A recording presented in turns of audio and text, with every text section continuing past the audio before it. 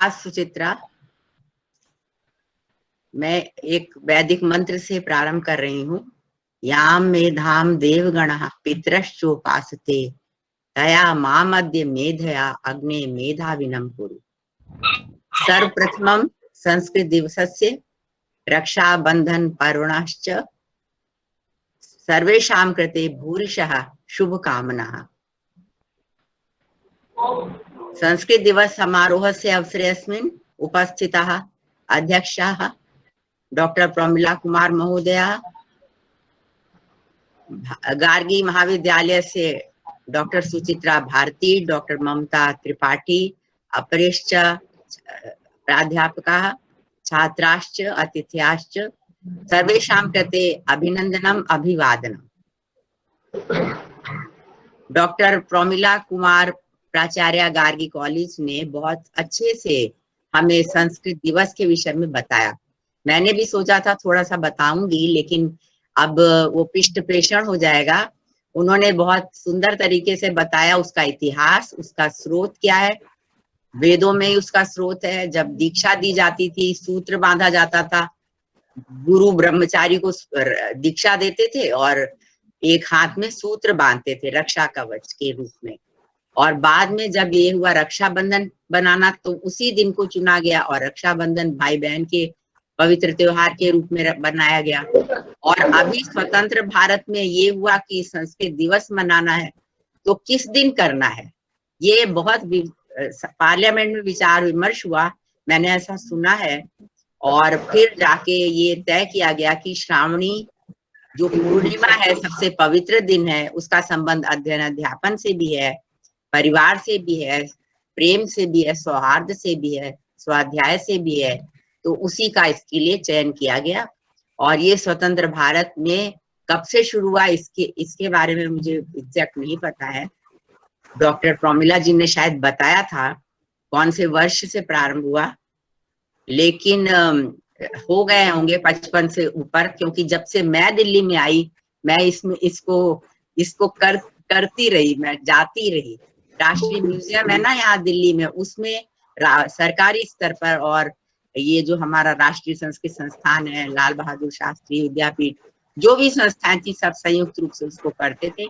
और जो लोग रक्षाबंधन से थोड़े मुक्त होते थे वो वहां जाके उसमें सम्मिलित होते थे। तो प्रति वर्ष का मेरा नियम था संस्कृत दिवस को, और आज आप लोगों ने फिर वो अवसर मुझे उपलब्ध कराया। सबसे पहले तो मैं इसके लिए धन्यवाद देती हूँ, क्योंकि इससे शुभ अवसर है। हमने एक नहीं दो त्योहार मना रहे हैं। तो इन्हीं सब शब्दों के साथ मैं अपनी बात शुरू करूं सुचित्रा जी। जी मैम। जी मैम। जो गार्गी को महाविद्यालय ने, ऐसा मैंने जाना है कि इन्होंने एक व्याख्यान माला प्रारंभ करने का निश्चय किया है, और उस व्याख्यान माला का प्रथम व्याख्यान रखा है, जिसके लिए मुझे बुलाया है। और विषय वेदों से ही हो, जिससे कि सारा साहित्य संस्कृत का वेद से प्रारंभ होता है, तो वेदों से ही हो, ऐसी कुछ बात करके हम ये वाला विषय जो आज आपके सामने प्रस्तुत होगा, उपनिषदों की ज्ञान परंपरा, उसका निर्वाचन किया गया। और मैं इस पर ही बोलने का प्रयास करूंगी। और समय है 48 हो रहा है, 11:48। कितने मिनट का है मैम? ऐसी कोई बात नहीं है, आप बोलिए मैम, हम सुन रहे हैं। ठीक है। हाँ। फिर भी 5 मिनट पहले बताओगे तो अच्छा रहेगा। नहीं मैम, तो ठीक है। ये जो विषय है हमारे पास, उपनिषद सभी लोग जानते हैं, ऐसी बात नहीं है, जो भी पढ़ रहे हैं वो सब जानते हैं। जो हमारा वैदिक साहित्य है वो बहुत विशाल है तो बहुत प्राचीन, दुनिया का सबसे प्राचीनतम साहित्य वैदिक साहित्य कहलाता है। और वो 4 वेद हैं, उसमें चारों संहिताएं जो है वो सबसे प्राचीनतम है, उनमें भी ऋग्वेद संहिता। और आप सबको पता होना चाहिए कि मैडम प्रमिला जी बात कर रही थी नासा की, तो वहीं पर ये जो है हमारा जो केंद्र है, ये इसने ऋग्वेद को हेरिटेज भी माना हुआ है, ऋग्वेद को दुनिया का हेरिटेज माना हुआ है। तो ये सबसे पुराना ग्रंथ अगर दुनिया में कोई है, oldest book on the literature of humanity, अगर कोई लाइब्रेरी होती मनुष्यों की, तो उसकी सबसे पुरानी किताब होती ऋग्वेद संहिता। और उसके बाद ब्राह्मण ग्रंथ हैं, फिर आरण्य ग्रंथ हैं, फिर उपनिषद ग्रंथ हैं। तो पूरे वैदिक वाङ्मय के ये चौथे भाग हैं। लेकिन एक इंटरेस्टिंग बात ये जो कि कुछ लोगों को पता ही है कि कुछ स्वतंत्र रूप से बने हुए उपनिषद, कुछ ब्राह्मणों में पड़े हुए हैं, कुछ आरण्यकों में पड़े हुए हैं, और कुछ ऐसे उपनिषद भी हैं, कुछ तो नहीं एक ही है जो कि मंत्रों में भी है। जो ईशावास्य उपनिषद है वो यजुर्वेद संहिता के अंदर आता है। तो ये भी बहुत एक परंपरा वाली बात है कि उपनिषदों को हम कहने को तो उत्तर का कह रहे हैं, बात का कह रहे हैं, लेकिन वो उत्तर का ना होकर बिल्कुल प्रारंभ से ही वो भी उतना ही महत्वपूर्ण है जितना कि मंत्र भाग महत्वपूर्ण है। ऋग्वेद का जब हम विषय विवेचन करते हैं तो ये मोटे तौर पर बोलते हैं कि इसके दो भाग हैं, कर्मकांड और ज्ञान कांड। तो जो कर्मकांड भाग है उसमें ये वाला साहित्य आता है, ज्ञान कांड भाग में ये। तो ये जो उपनिषद है ये ज्ञान कांड भाग में आते हैं, ये सबको ध्यान रखना चाहिए। और ज्ञान परंपरा पर ही हम विमर्श करने वाले हैं। फिर इसको एक और नाम दिया जाता है वेदांत, क्योंकि ये वेदों का अंतिम भाग है, अंतिम भाग है, और वेदांत दर्शन का नाम भी है। तो उपनिषद जो है वेदांत दर्शन के मूलभूत ग्रंथ भी हैं, और इनको भी वेदांत कहते हैं। और वेदांत शब्द का प्रयोग स्वयं मुंडक उपनिषद में भी होता है। एक अर्थ और होता है अंत शब्द का। अंत का मतलब एंड नहीं होता, अंत का मतलब सार भी होता है, एसेंस भी होता है। The essence of the whole Vedic literature, Vedanta वो भी कहलाएगा। वेदों का जो सार है उसको भी वेदांत कहेंगे। तो समग्र जो वैदिक साहित्य है या समग्र जो वैदिक ज्ञान है उसके सार के रूप में अगर हमें कुछ पढ़ना है तो हम उपनिषद पढ़ सकते हैं। तो इस तरह उपनिषदों के कई नाम हैं। व्युत्पत्ति जब करते हैं तो इसकी व्युत्पत्ति कर देते हैं उपनिषद से, जो बहुत पास बैठकर गुरुजी के पढ़ा जाता है। आजकल की तरह सोशल डिस्टेंसिंग से तो बिल्कुल नहीं पढ़ा जा सकेगा, और ऑनलाइन तो कदापि नहीं। लेकिन वो कहते हैं कि बिल्कुल पास में बैठकर पढ़ा जाएगा। अब आखिर क्यों? इसलिए क्योंकि वो बहुत गूढ़ ज्ञान है, बहुत रहस्यमय ज्ञान है। वो 1 to 1 जाएगा, और अगर चिल्ला चिल्ला के बोलेंगे तो उसका समझ में आना मुश्किल है। इसलिए ये सब बातें रखी गई, और उसको एक नाम दिया गया रहस्य। उपनिषद का एक नाम इसीलिए रहस्य दिया गया है। रहस्य की बात बहुत चिल्ला के नहीं बोली जाती है। तो इसलिए उपनिषद के जितने नाम हैं उनकी अगर हम लोग उन पर थोड़ा सा ध्यान दें तो उपनिषद के स्वरूप का भी पता लग जाता है। मैंने संक्षेप में उपनिषदों के स्वरूप के बारे में यहाँ बताने की कोशिश की है। संख्या कितनी है ये एक विवाद का विषय भी है और नहीं भी है। बढ़ते जाते हैं उपनिषद, जो भी जहां भी ब्रह्म विद्या ज्ञान की चर्चा हो रही, रहस्य की चर्चा हो रही, उसको उपनिषद कह देते हैं। तो उपनिषद आधुनिक काल में भी लिखे गए, अभी भी कोई लिखना चाहे तो लिख देता है, उसमें उपनिषद लगा देता है। आपको पता है गीता में भी उपनिषद लगा हुआ है, गीता को भी उपनिषद कहते हैं क्योंकि महाभारत का हिस्सा है। तो इस तरह से उपनिषदों की संख्या बढ़ते बढ़ते 188 हो गई। मगर 108 शब्द आपने सुना होगा, 108 उपनिषद हैं।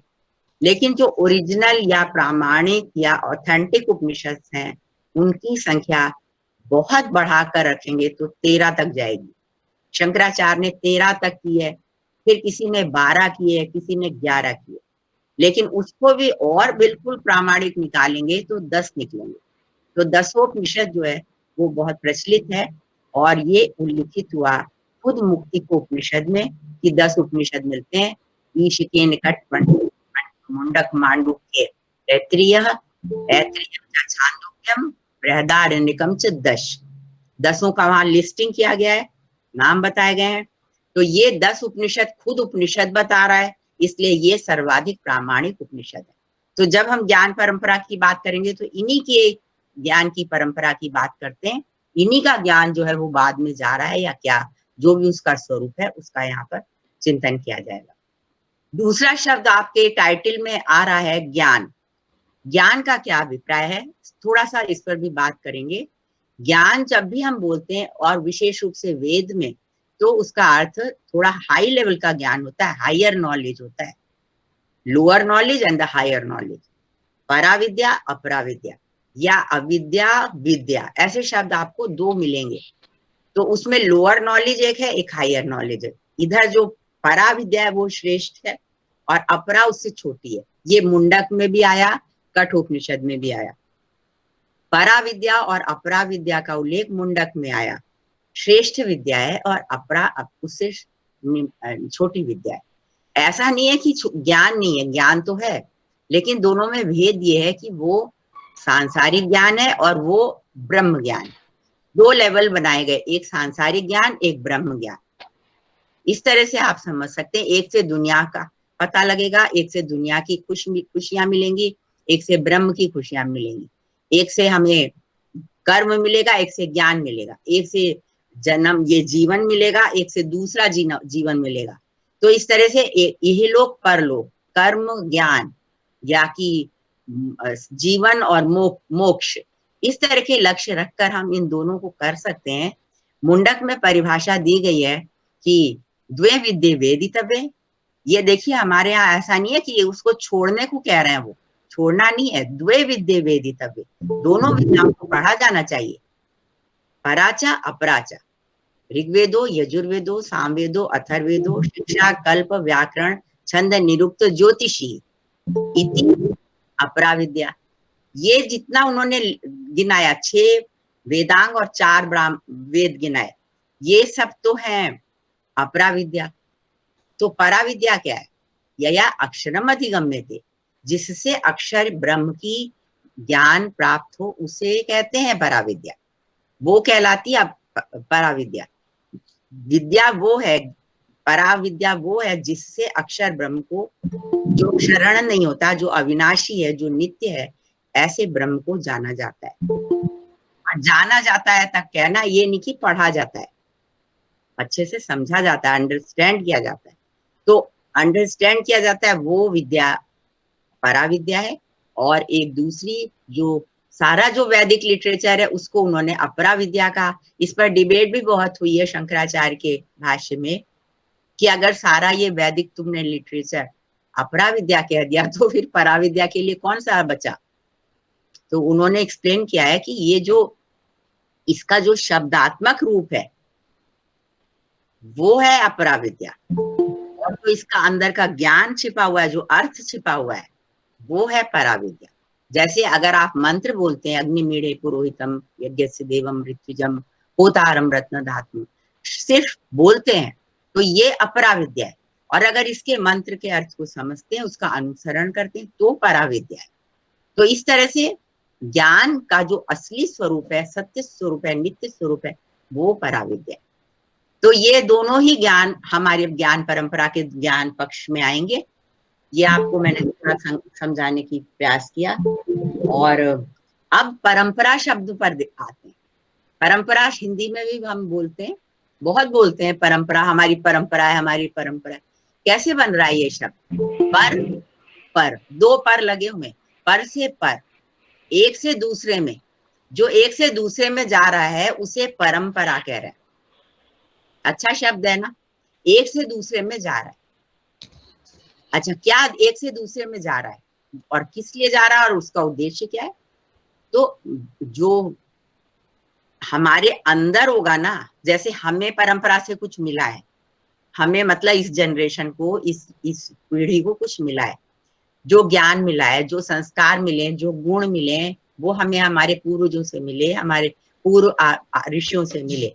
तो उन्होंने हमें वहां से देते देते देते एक से दूसरे, दूसरे से तीसरे, आपने सुना ही होगा श्रुति परंपरा, स्मृति परंपरा, सुन सुनकर, याद कर करके, स्मरण कर करके, एक से दूसरे को देके, दूसरे ने फिर और अगले को दिया, फिर उसने अगले को दिया, फिर उसने, ये पूरा नॉलेज का जो प्रिजर्वेशन हो रहा है, जो संक्रमण हो रहा है, आजकल संक्रमण शब्द भी बहुत प्रयोग में आता है, वो वाला संक्रमण ही, कोरोना का संक्रमण ही, जो एक से दूसरे में जा रहा है।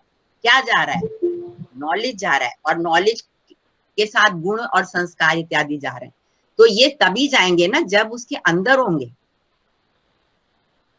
मेरे ख्याल से बात आपको समझ में आ रही है। अगर पूर्वजों में हमारे गुण थे तो उन्होंने हमें गुण संक्रमित किए ना, हमें ज्ञान संक्रमित किया, हमें वो नॉलेज हमें दिया, या हमारे से पहले वालों को दिया, उन्होंने हमें दिया।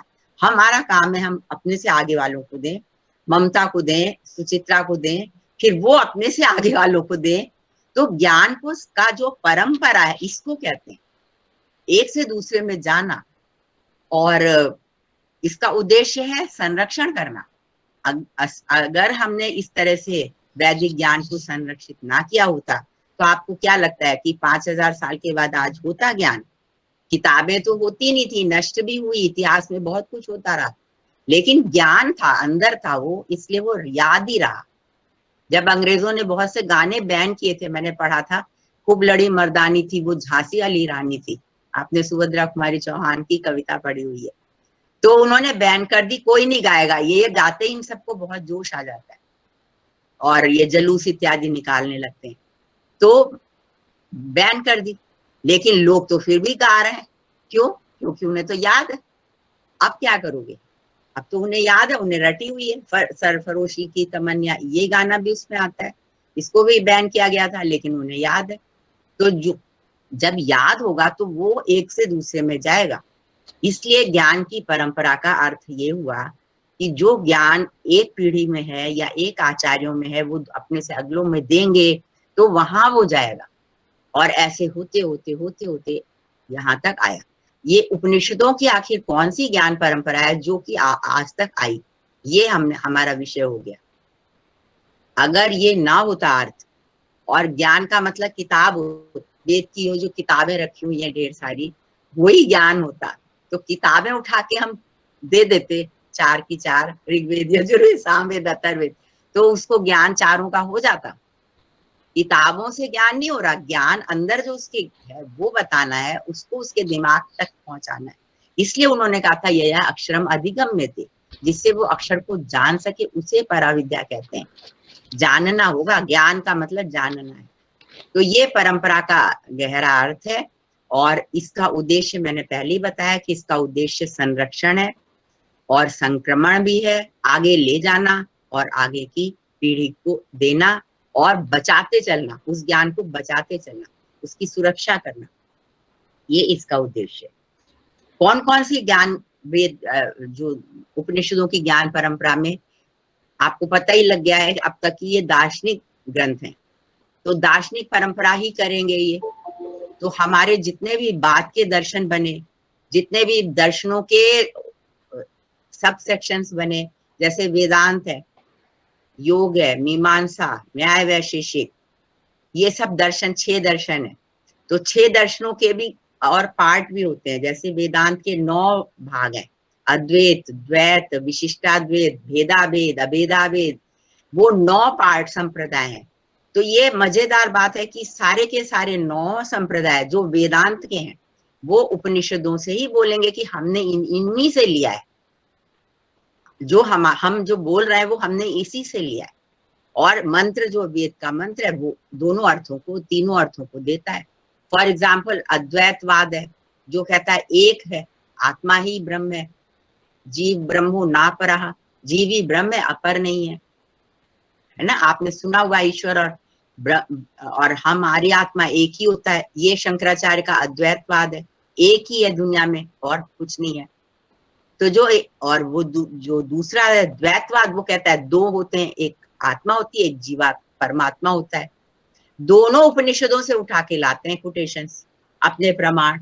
दोनों के लिए परम प्रमाण उपनिषद ही है, वेद ही है, और मिल भी जाते हैं उनको मंत्र, और मंत्रों के अर्थ भी हो जाते हैं। और जब वो मंत्र दूसरे के सामने आएगा तो वो उसका अर्थ अपने अनुसार भी कर लेता है। यही तो अद्भुत ज्ञान है यहाँ पर। और यही खाली 2 की बात नहीं, सारे के सारे 9 के 9। विशिष्टाद्वैत क्या है? रामानुजाचार्य का भाष्य मैंने पढ़ा ईश पर, वो पूरा विशिष्टाद्वैत, उसमें से ईश उपनिषद से ही निकाल रहे हैं। जो मध्वाचार्य हैं वो द्वैतवादी हैं, वो उसमें से द्वैतवाद निकाल रहे हैं। और जो शंकराचार्य है वो अद्वैत निकाल रहे हैं, वो तो आपको पता ही है। तो इस तरह से ज्ञान परंपरा में जो वेदांत और उसके जितने भी स्कूल हैं, वो सब उपनिषदों से निकले हुए। मैं अगर और आगे उदाहरण दे सके तो हम देंगे। इसी तरह से दूसरा दर्शन सांख्य दर्शन है। सांख्य दर्शन भी आपने पढ़ा है और जानते हैं, उसके मुख्य बातें संख्याएं हैं, उसमें 25 तत्व हैं, इसलिए उसको सांख्य कहते हैं। उसके जो तत्व या उसके जो सिद्धांत है वो भी उपनिषदों से क्लेम किए जा रहे हैं कि उपनिषदों से ही हमने निकाले हुए हैं।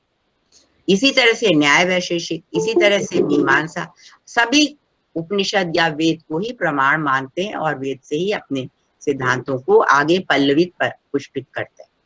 तो ये ज्ञान की जो परंपरा है, वैदिक वेद से लिया उपनिषदों में आया सार रूप में, और उपनिषदों से दूसरे लोगों ने लिया, वो व्यापक होता चला गया। एक आपने सुना होगा प्रस्थान त्रयी, जिसमें भी उपनिषदों को गिना जाता है, 10 उपनिषदों को गिना जाता है। दूसरे नंबर पर आती है गीता, तीसरे नंबर पर आते हैं ब्रह्म सूत्र। ये जो प्रस्थान त्रयी कहलाता है, ये सारे दर्शन का मूल बेस है, मूल आधार है सारे दर्शनों का। तो ये इसमें जो आपको दूसरा मिल रहा है गीता, गीता से अगर आप देखोगे गीता, तो उपनिषदों से उसमें बहुत जगह आपको श्लोक मिलते हुए से लगेंगे। कठोपनिषद के कई श्लोक गीता में मिल जाते हैं, उस थोड़े बदल कर। तो जो प्रस्थान त्रयी है उसके ग्रंथ भी इन्हीं से ले रहे हैं। ब्रह्म सूत्र की व्याख्या हो रही है, उसमें भी उपनिषदों से शंकराचार्य वाक्यों को ले रहे हैं। तो ये जो दार्शनिक परंपरा है हमारी, उसमें उपनिषदों ने बहुत इंपॉर्टेंट रोल प्ले किया है और उन्होंने उसको आगे बढ़ाया, और जो आगे तक लेके आ रहे हैं वो उसी को परंपरा कहते हैं, ज्ञान की परंपरा। अब हम इसको इस तरह से करेंगे कि कुछ खास सिद्धांत ले लेते हैं वेद उपनिषदों में जो आए, और बाद में भी उनकी होती रही चर्चा इत्यादि, कुछ थोड़े से सिद्धांत ले लेते हैं। सबसे महत्वपूर्ण सिद्धांत है, या जो पढ़ेंगे जब आप उपनिषद तो आपको ये फील होगा, पता लगेगा। क्वेश्चन जैसे मैं आपसे करूं कि उपनिषदों में सबसे महत्वपूर्ण क्या है, उपनिषदों में सबसे महत्वपूर्ण क्या है, तो मैंने ये पाया कि सबसे महत्वपूर्ण ज्ञान है। उपनिषद के अनुसार सबसे इंपॉर्टेंट ज्ञान है, और वैसे भी दुनिया में सबसे इंपॉर्टेंट ज्ञान है। अगर सोच के देखो, विचार जो है, थॉट जो है, वही तो सबसे इंपॉर्टेंट है। नहीं, जो साइंस के लोग हैं उनको अच्छे से समझ आ रहा होगा। एक आइडिया आना चाहिए, उस आइडिया को डेवलप करने के लिए अनेक प्रकार हो सकते हैं, लेकिन वो जो पहला विचार है, जो पहला आइडिया है, वही इंपॉर्टेंट है। जैसे अभी इसकी खोज हो रही है, इस वायरस के लिए एंटी उसकी खोज हो रही है, एंटी मेडिसिन की खोज हो रही है, तो वो आइडिया बस आने की देर है कि कैसे, क्या, किससे होना है, फिर तो उसके कई रूपों में बनाना शुरू कर सकते हैं। इस तरह से हवाई जहाज की खोज हुई, इसी तरह से दुनिया की चीजें की खोज हुई। तो जितनी भी दुनिया में हम चीजें देखते हैं वो आइडिया से ही तो विकसित होती हैं। तो विचार जो है, जो विचारशील है किसी भी समाज में, सबसे ऊपर होता है। आपने राजनीति में देखा हुआ है, राजाओं की राजनीति में मंत्री रखते थे जो मंत्रणा देते थे, उनको आसपास कुछ विचार देते थे, फिर राजा उनको करता था या किसी से करवाता था। तो जो उपनिषद हैं उनके मुताबिक सबसे इंपॉर्टेंट ज्ञान है। अब जिसके पास ज्ञान है उसके पास जिसके वो जाएगा जिसके पास ज्ञान नहीं है।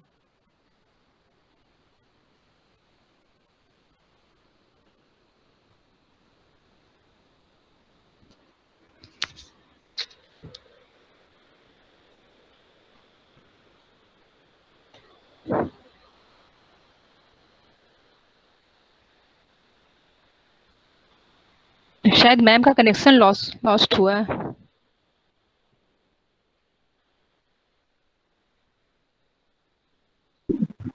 एक बार फिर से जोड़ने का प्रयास करना चाहिए शायद। मैम को फोन करती हूँ मैं एक बार। हाँ कर।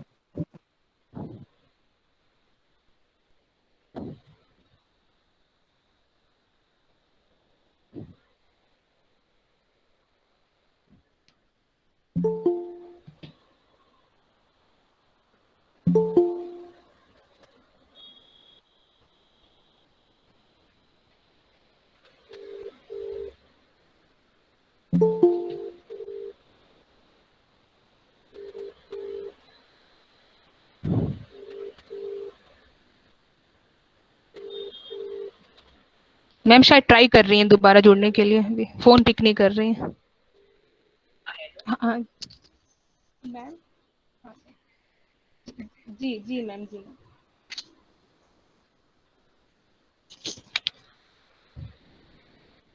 जी मैम।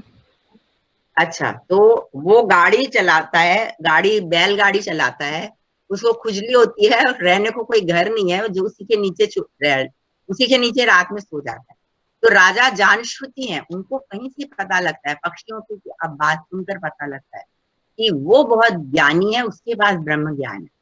तो राजा उसकी खोज करते करते करते करते शहर में उसके पास पहुंचते हैं, फिर उससे अनुनय विनय करके ज्ञान को प्राप्त करते हैं। इसी तरह से एक दूसरा राजा है, ऋषि है, मतलब ऋषि राजाओं के पास जा रहे हैं, राजा ऋषि के पास आ रहे हैं, कोई ये बंधन नहीं है कि कौन किसके पास। तो श्वेत केतु के पिताजी जो हैं वो ऋषि हैं, ऋषि होंगे ना, वो राजा प्रावहण के पास जा रहे हैं। उद्दालक ऋषि हैं, वो अश्वपति नामक राजा के पास जा रहे हैं। तो ज्ञान जिसके पास है, जैसे हम कहते हैं ना, प्यासा कुएं के पास जाएगा, तो उसी तरह से जिस ज्ञान सबसे महत्वपूर्ण है, जो ज्ञान जिसके पास है वही माननीय है, उसी का आदर होगा, उसी की इज्जत होनी है, उसी के पास दूसरे को जाना पड़ेगा, उसी का सम्मान किया जाएगा। तो ये हमें उपनिषदों में बहुत अच्छे से देखने की बात है। और इसीलिए वर्ग वर्ण इत्यादि की कोई मतलब नहीं है, ऊंच नीच जाति पाति, जन्म से हुआ कि अमीर है कि गरीब है, इसका कोई मतलब नहीं।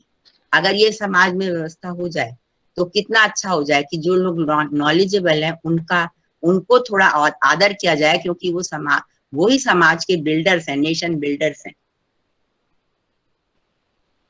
दूसरा आता है सिद्धांत ले रही हूं मैं कि जानने वाला कौन है, उपनिषद में जानने वाला कौन है, आखिर किसको ज्ञान दिया जाएगा, ये भी सोचने की बात है। ये ऐसे किसी को भी पढ़ाने लगो तो कहाँ पढ़ते हैं, सब लोग कहाँ पढ़ते हैं, सभी लोग कहाँ सुनते हैं। तो इसलिए जो हमारे उपनिषद हैं या वेद हैं या और भी प्राचीन ग्रंथ हैं, आप उनमें भी पाएंगे, बहुत ध्यान से देखिएगा तो आपको मिलेगा कि ये नियम रखा गया है कि जब तक वो जानने की उसमें इच्छा नहीं है, उसको बताना नहीं है। जैसे आजकल खुद ही से बताना शुरू कर देते हैं और सुनने वाला सुनना ही नहीं चाह रहा, तो वो वेस्ट चला जाता है। इसलिए उन्होंने जिज्ञासा कहा। जो जानने वाला स्टूडेंट है, जो शिष्य है, उसमें एक सबसे बड़ा गुण होना चाहिए, जिज्ञासा। अगर जिज्ञासा है उसके पास तो उसको वही गुरु के पास जाएगा, आचार्य के पास जाएगा, उसको ढूंढता ढूंढता वहां जाएगा जहां वो मिलेगा, चाहे गुफा में बैठे हो, चाहे कहीं पे भी कंदरा में बैठे हो, वो उनको ढूंढ के उनसे ज्ञान प्राप्त करेगा। तो दूसरी बात आपको मैंने बताई, ज्ञान सबसे इंपॉर्टेंट है, पहला सिद्धांत।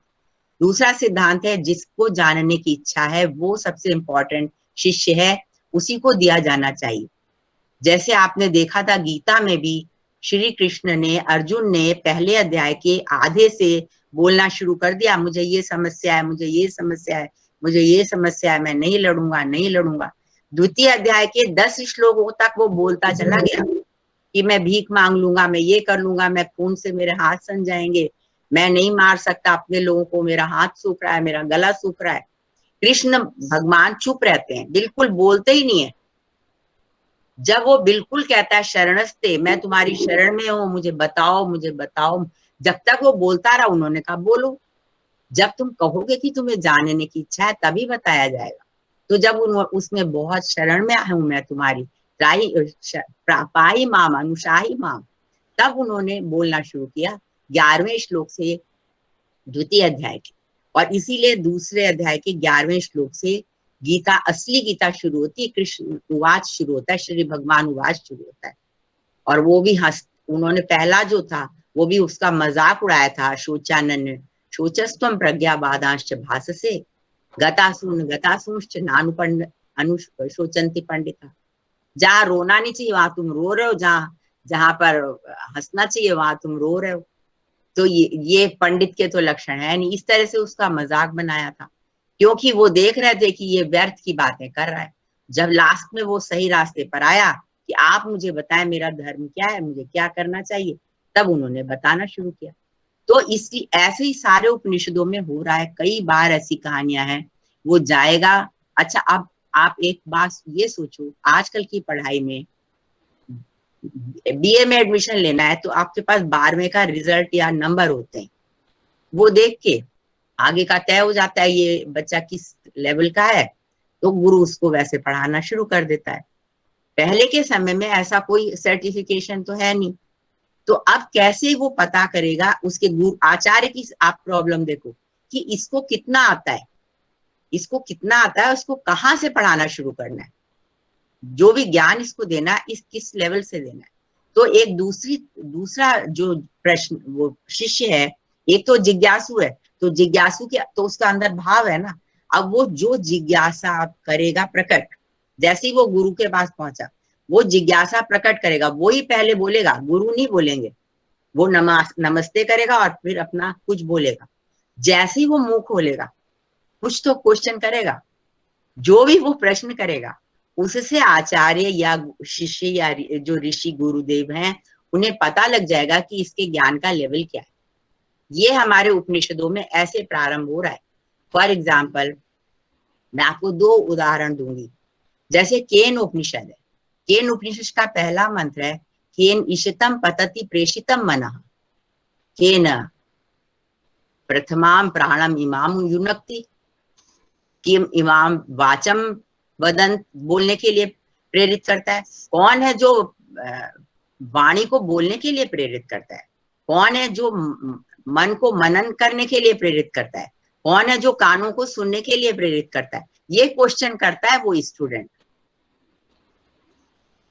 तो इस प्रश्न से क्या पता लग रहा है, वो कौन है जिससे प्रेरित होकर मन मनन करता है, कान श्रवण करता है, आंख देखती है, वाणी बोलती है। यानी कि जो बोल रहा है, जो क्वेश्चन कर रहा है, उसको इतना पता है कि कोई एक तत्व है जो उसके पीछे है और वो ज्यादा पावरफुल है और वो ज्यादा शक्तिशाली और वो प्रेरक है। उसकी प्रेरणा से ये बोलता, सुनता, समझता, देखता, मनन करता है। इतना तो उसको पता है ना। तो ये गुरु को पता लग गया कि इसको इंद्रियों का पता है, इसको मन का पता है, इसको बुद्धि का पता है, इसको आत्मा का पता नहीं है। वो शायद ये पूछना चाहता है, तो मुझे इसको आत्मा के बारे में बताना होगा।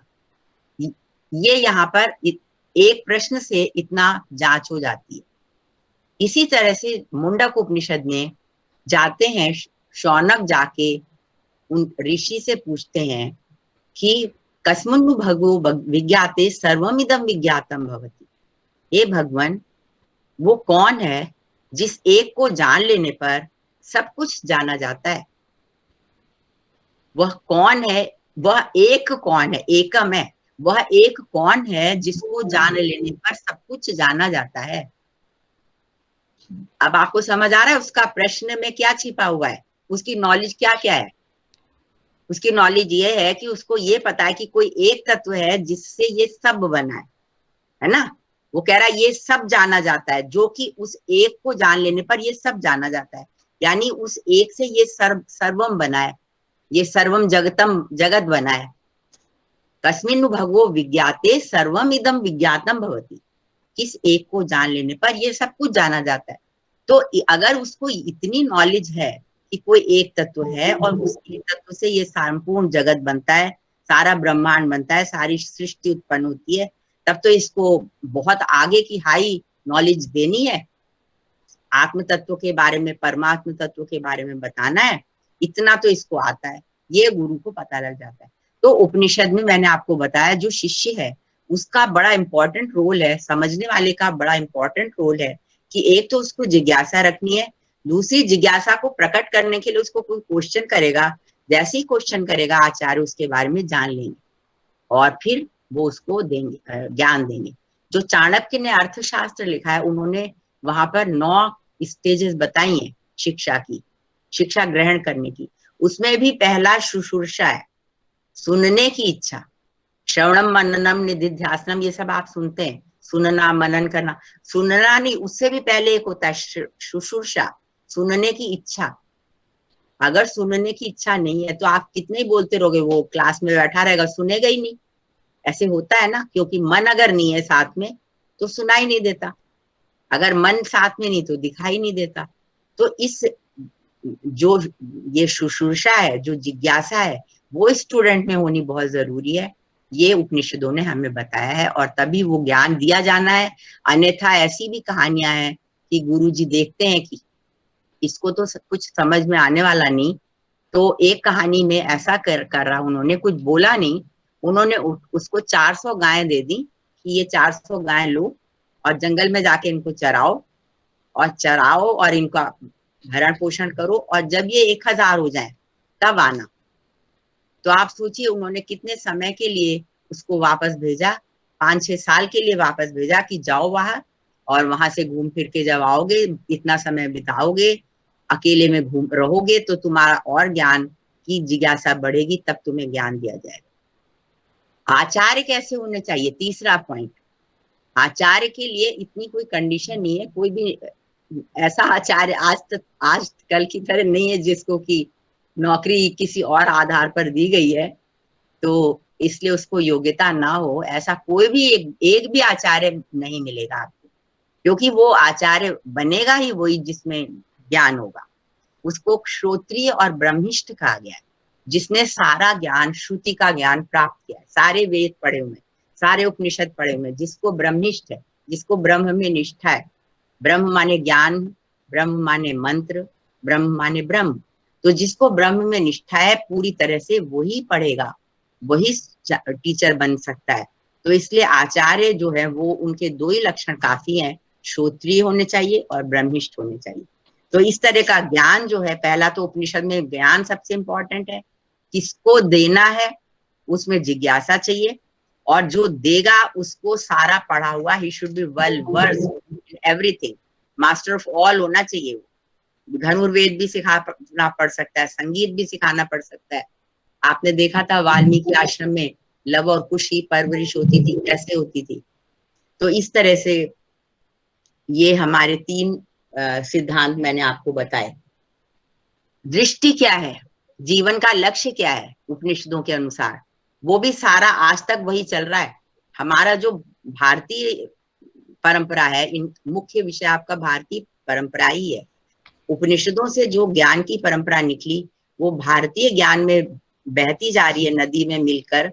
वो एक दूसरी, उसका एक मूलभूत सिद्धांत है आशावादी दृष्टिकोण।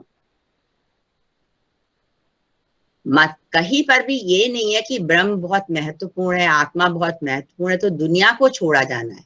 दुनिया को छोड़ने की कोई बात नहीं है। कर्मों को अच्छे से करना है, एंजॉय करना है, तेन त्यक्तेन भुंजी था, भोग करो, एंजॉय करो, प्रवृत्ति मार्ग पर जाओ, विवाह करो, गृहस्थ आश्रम में जाओ, बच्चे करो, सारी चीजें बताई गई, कोई चीज से हटने को नहीं कहा गया।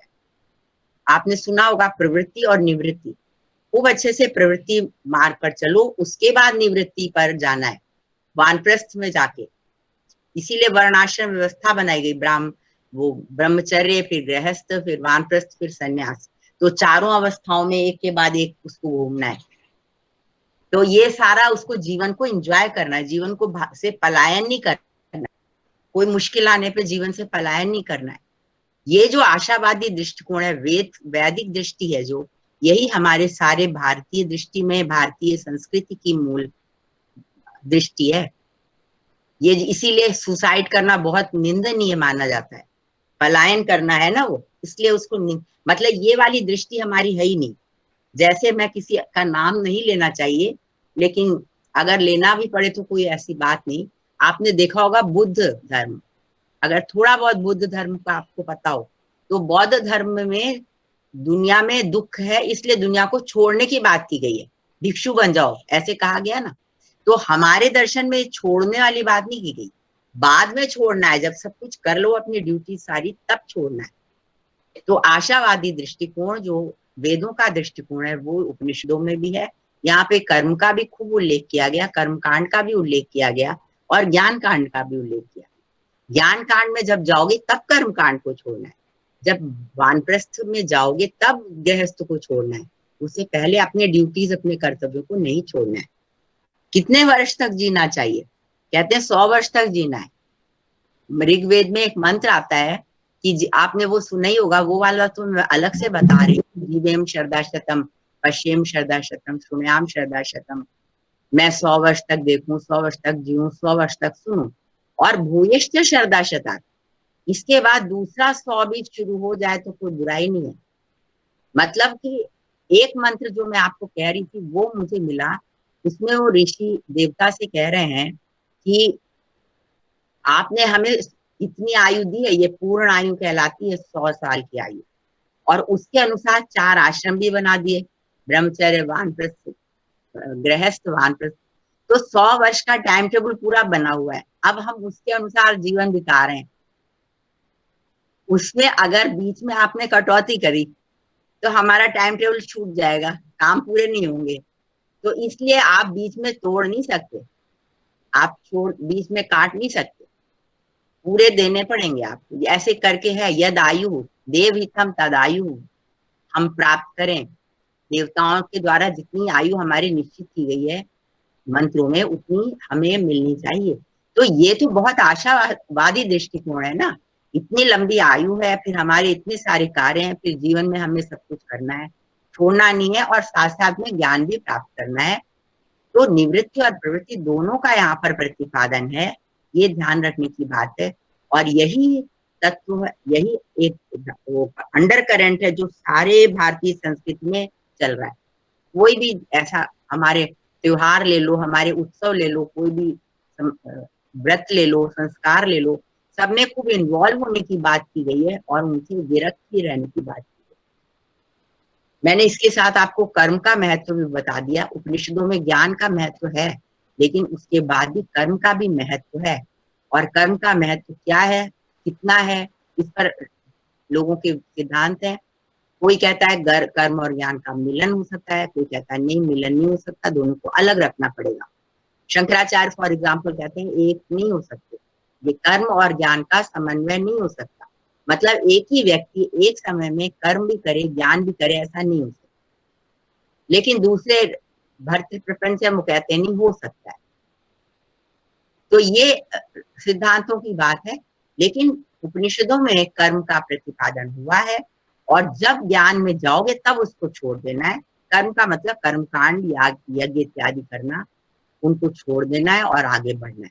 तो एक वो सोपान की तरह है, जैसे सीढ़ी होती है, छत पर पहुंचना है तो अंतिम जो सीढ़ी है वो कर्म कांड है, उस तक पहुंच के आप अंतिम सीढ़ी पर जैसे ही पैर रखेंगे छत पर, तब आप छत में पहुंच गए। लेकिन उसके पहले आप सीढ़ी पर थे, और वो सीढ़ी थी कर्म की सीढ़ी, अच्छे अच्छे गुणों की सीढ़ी, नैतिक आचरण की सीढ़ी, निवृत्त प्रवृत्ति मार्ग की सीढ़ी। तो इनसे हम ज्ञान तक ऊपर पहुंच सकते हैं। गीता की मैंने बात की, जो हमारे ग्रंथ जिन्होंने उपनिषदों से पूरा का पूरा लिया, गीता तो पूरी उपनिषद से ही निकली हुई है।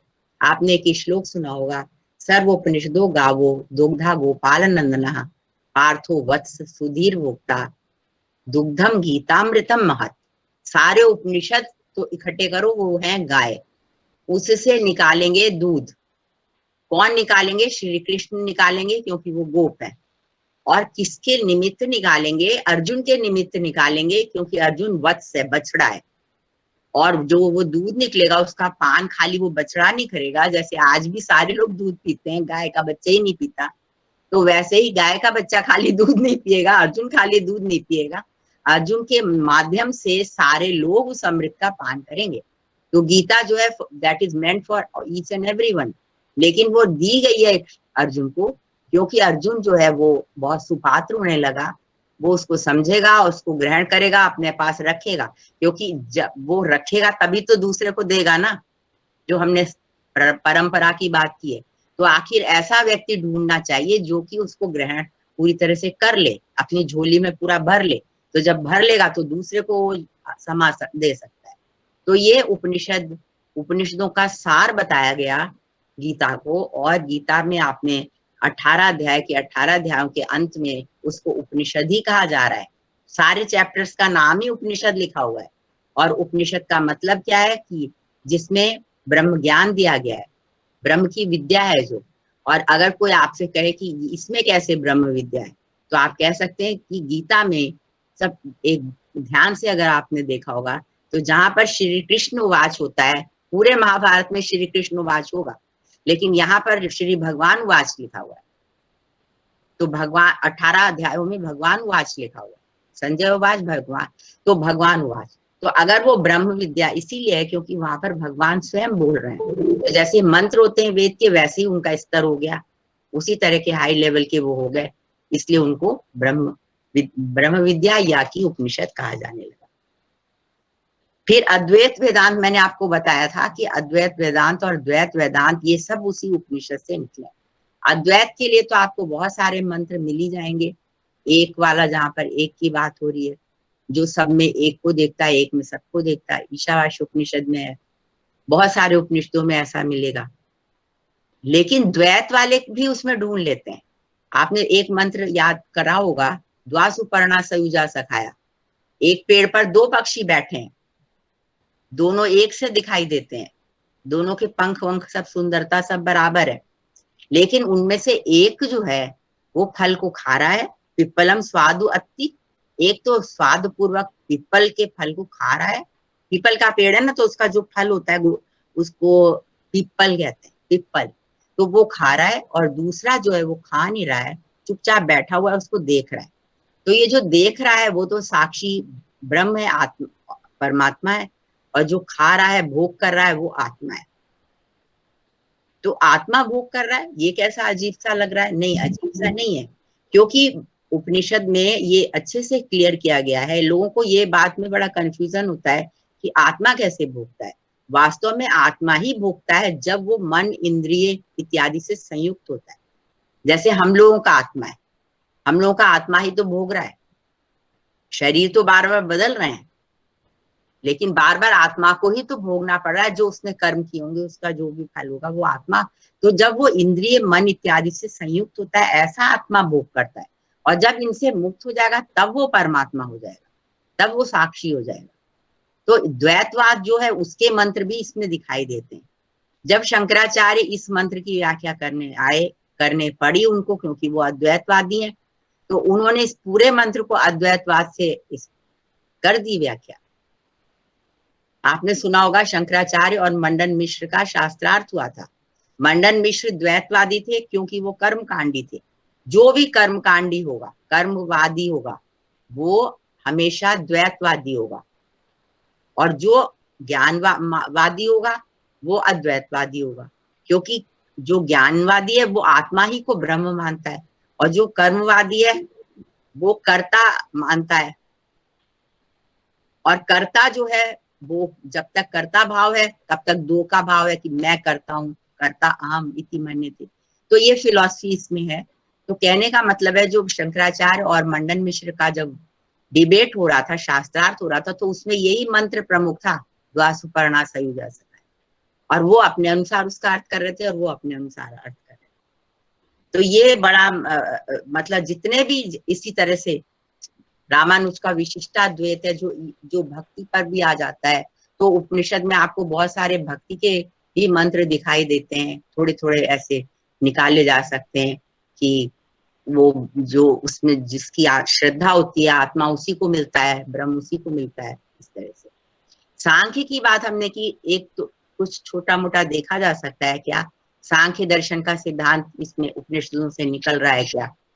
अगर आपने मुंडक पढ़ा हुआ है तो मुंडक में एक मंत्र आपने पढ़ा था, पूर्णनाभि मकड़ी की तरह जाला जैसे मकड़ी अपने बॉडी से निकालती है और वापस ऐसे जाएगी इस कोने से उस कोने तक, तो जाला निकालती हुई जाएगी और फिर वापस जाएगी तो अपने अंदर जाले को लेती हुई चली जाएगी। तो यथा उर्णनाभि सृजते गृह्यते च, जैसे उर्णनाभि मकड़ी अपने से ही सर्जन करती है, अपने में ही ग्रहण करती है, वैसे ही वो ब्रह्म अपने से ही सर्जन करता है, अपने में ही ग्रहण करता है। ये मंत्र मुंडक में। और आपको सांख्य दर्शन में बताया गया कारण का सत्कार्यवाद, कारण से कार्य की उत्पत्ति होती है, मिट्टी से घड़ा बनता है और वापस घड़ा टूटकर फिर मिट्टी में चला जाता है। तो जिस कारण से कार्य की उत्पत्ति होती है वो कारण में वापस कार्य विलीन हो जाते हैं। तो ये भी हमें उपनिषदों में इसको सांख्य दर्शन को भी हम इस तरह से ढूंढ के देख सकते हैं, और भी कई सारे मिल जाएंगे। लोगों ने तो रिसर्च पेपर्स और थीसिस भी लिखी हुई हैं। एक तीसरा दर्शन और ले लेते हैं, योग दर्शन। योग दर्शन जिस पर की पतंजलि ने पूरा योग सूत्र लिखा, उसके आपको कठोपनिषद के अंतिम भाग में कई सारे मंत्र मिलेंगे, योग शब्द भी मिलेगा, योगो ही प्रभव अप्ययौ, योग ही है जो शुरू करता है और अंत करता है। तो इस तरह से योग दर्शन भी उपनिषदों से निकला है या उपनिषदों से ले रहा है, ऐसा हम कह सकते हैं।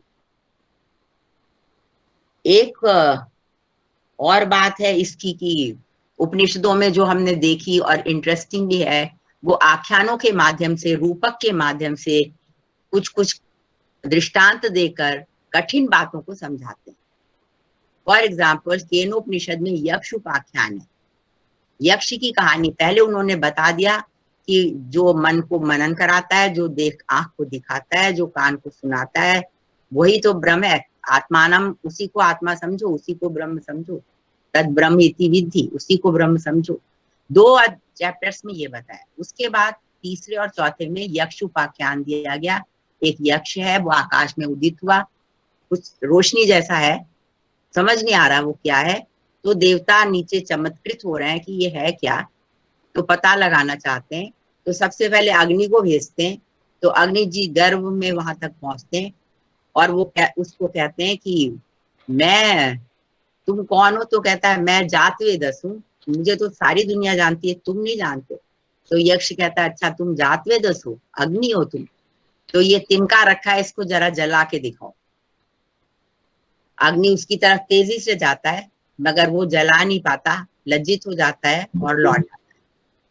फिर उसके बाद वायु के जाते हैं, वो वहां पर यक्ष से कहते हैं मैं वायुदेव हूँ।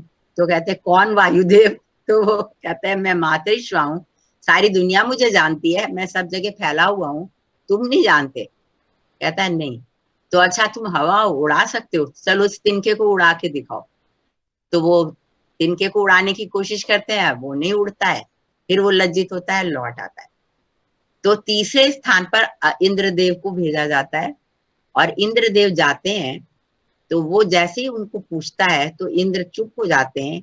इंद्र समझ जाते हैं कि ये कोई और चीज है, ये रोशनी यक्ष नहीं है, कुछ और ही चीज है। और वो उनसे प्रणाम करके अपना आत्मनिवेदन इत्यादि करने लगते हैं। तो यक्ष देवी का रूप धारण कर लेता है और फिर उन्हें बताता है कि ये तुम लोग जो जीते थे, तुम लोग इतना अहंकार करते हो कि मैं अग्नि हूँ, मैं देव हूँ, मैं वायु हूँ, मैं ये, तुम्हारी शक्तियां कुछ भी नहीं है। तुम्हारे पीछे जो ब्रह्म की शक्ति है, उसी से तुम्हारी शक्ति होती है। ये शिक्षा दी जा रही है इस कहानी में। तो जो मन हमारा मनन करता है, वो अपने से मनन नहीं कर सकता जब तक पीछे आत्मा नहीं होगी। कान सुनेगा नहीं, कान जितना भी सुनना चाहेगा सुनेगा, जब तक उसमें मन नहीं होगा और उसके पीछे आत्मा नहीं होगी। तो वास्तविक शक्ति, इंद्रियों की वास्तविक शक्ति आत्मा है, मन की वास्तविक शक्ति आत्मा है, प्राण की वास्तविक शक्ति आत्मा है। ये सिखाने के लिए पूरा यक्षोपाख्यानम है। ऐसे ही अनेक आख्यान आपको उपनिषदों में मिलेंगे। मेरी पूरी एक किताब भी लिखी हुई है उपनिषदों की कहानियों के ऊपर। नचिकेता की कहानी में आपने यम और नचिकेता की कहानी पढ़ी हुई है, उसमें भी कहानी दी गई है, फिर उसका विस्तार किया गया है। तो ये जो शैली है ना उपनिषदों की, ये भी हमारी भारतीय ज्ञान परंपरा में बहुत बहुत इस्तेमाल हुई। जहां भी कोई कठिन विषय लेना होता है, कहानी से शुरू करते हैं, या प्रश्न से शुरू करते हैं, या फिर निगेशन से शुरू करते हैं। 3 तरह से हो सकता है। ना करके शुरू कर सकते हैं, या क्वेश्चन करके शुरू कर सकते हैं, या कहानी से शुरू कर सकते हैं, कठिन चीज को, रहस्य चीज को समझाने के लिए। तो ज्ञान परंपरा में खाली हम ज्ञान नहीं ले रहे, उनकी जो स्टाइल है, जो उनका तरीका है, जो उनकी शैली है, रूपकात्मक शैली या की दृष्टात्मक आत्मक शैली, आख्यानात्मक शैली, उसका ग्रहण भी बाद के और लोगों ने आज तक किया है। कितनी माएँ होती हैं, दादियां होती हैं, कहानी सुना कर कितनी गहरी गहरी बातें बता देती हैं बच्चों को। तो ये उसी शैली का ही एक प्रकार है जो हम वर्तमान में देखते हैं। कुछ मंत्र हैं उपनिषदों के जो बहुत प्रसिद्ध हुए और बहुत बोले जाते हैं और बहुत सामयिक भी होते हैं। जैसे एक आपने सुना या पढ़ा होगा, न तत्र सूर्यो भाति न चंद्र तारकम न मा विद्युता कुतो यम अग्नि तमेव भान्तम अनुभाति सर्वम तस्य भाषा सर्वम इदम विभाति। कितना सुंदर मंत्र है। ब्रह्म तत्व से ही सब कुछ शक्तिमान है, वही एकमात्र है जो सब जगह है, उसी की शक्ति से सब कुछ हो रहा है। तो इसमें जितनी रोशनी देने वाली चीजें हैं सबको मना कर रहा है कि चंद्रमा उसको सूरज रोशनी नहीं दिखा सकता, चंद्रमा नहीं दिखा सकता, तारे नहीं दिखा सकते, विद्युत नहीं दिखा सकती, अग्नि क्या दिखाएगा। जिसको कोई रोशनी नहीं दिखा सकता, बल्कि जिसकी रोशनी से ही ये सब रोशन होते हैं, वही तो ब्रह्म है। तो इस तरह के सुंदर सुंदर मंत्र भी आपको उपनिषदों में ही मिलते हैं। और एक मंत्र जो आप लोग अक्सर प्रयोग करते हैं, असतो मां सद्गमय तमसो मां ज्योतिर्गमय मृत्युर्मां अमृतंगमय, वो भी बृहदारण्यक उपनिषद में ही मिलता है। इसमें आप देखना चाहिए, इसकी स्टाइल, जो प्रेजेंटेशन स्टाइल है वो बहुत यूनिक है, जो आपकी मॉडर्न पढ़ाई की टेक्निक है उससे भी बढ़कर मुझे नजर आती है। तमसो मां ज्योतिर्गमय, अंधेरे, इसका अगर ट्रांसलेशन होगा तो होगा अंधेरे में नहीं रोशनी में जाए।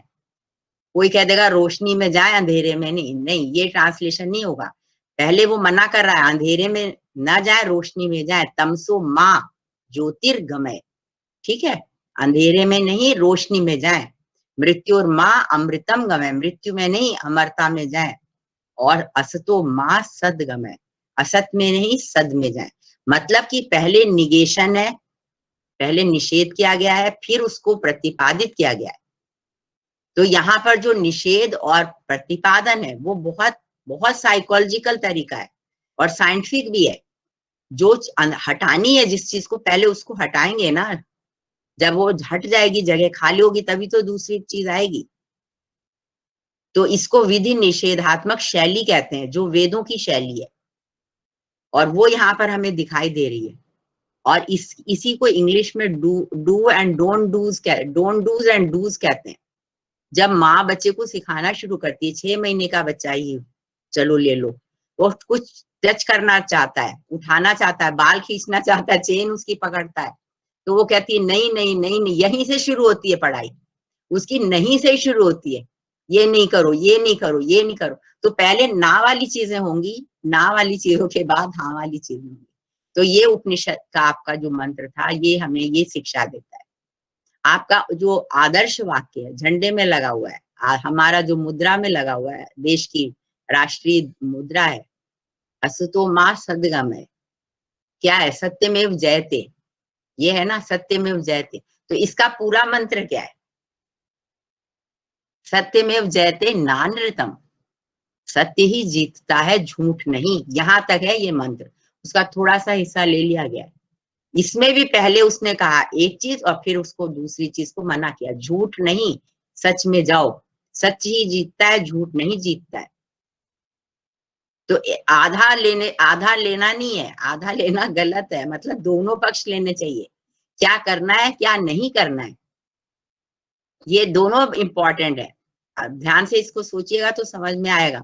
खाली आपको यही दिन भर बताया जाए कि ये करो ये करो ये करो ये करो, तो नहीं, आपको ये भी बताना जरूरी है कि ये नहीं करो, ये नहीं करो, ये नहीं करो।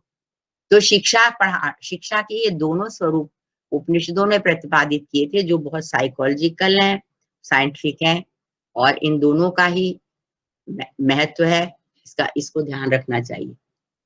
तो यही कुछ खास बातें मैंने बताई, जो आगे तक हम देखते हैं कि उपनिषदों की परंपरा ज्ञान की परंपरा में, दार्शनिक परंपरा के रूप में चलती रही, और आज भी हमें भारतीय संस्कृति और भारतीय ज्ञान के जो ग्रंथ हैं, जो प्रतिपादन होते हैं, उनमें दिखाई देती है। सभी को धन्यवाद ध्यान से सुनने के लिए, और नमस्ते।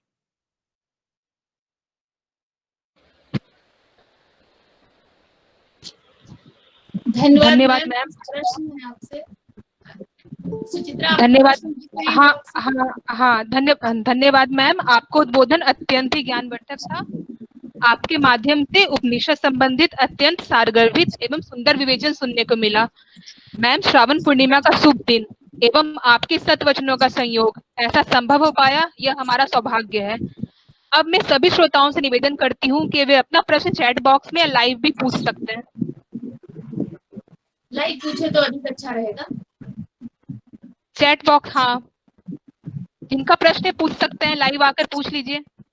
Hello madam. पांडे जी प्रश्न पूछना चाह रहे थे। Hello madam. जी हाँ, हाँ जी हाँ, बोलिए। मैं कृष्णकांत। जी हाँ हेलो कृष्णकांत मैडम। जी। जी हाँ हाँ, मैं जी धर्मध्रा आर्मी पब्लिक विद्यालय से बोल रहा हूँ। मेरा एक प्रश्न है माननीय श्री शशि तिवारी जी से कि हमारे जो उपनिषद में आत्मा और मन के बीच क्या संबंध है? आत्मा और मन का संबंध,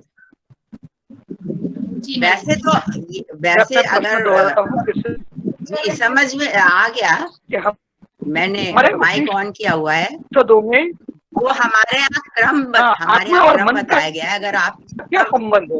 हाँ, तो हमारे अगर क्रम से चलेंगे तो सबसे पहले सबसे मोटी चीज सबसे पहले आएगी, ग्रॉस चीज जो है, स्थूल चीज है, तो शरीर है, फिर इंद्रियां भी दिख रही है ना, फिर उसके बाद मन जो दिखना बंद हो गया, अंतःकरण उसको कहते हैं, उसके बाद बुद्धि, उसके बाद अहंकार, इगोइज्म अहंकार, उसके बाद और तत्व छोड़ देते हैं, आत्मा आ जाएगा। तो इतने लेवल हैं। हमको आत्मा का अपने अंदर बैठा हुआ अपने आत्मा का पता नहीं है, सेल्फ रियलाइजेशन करना है।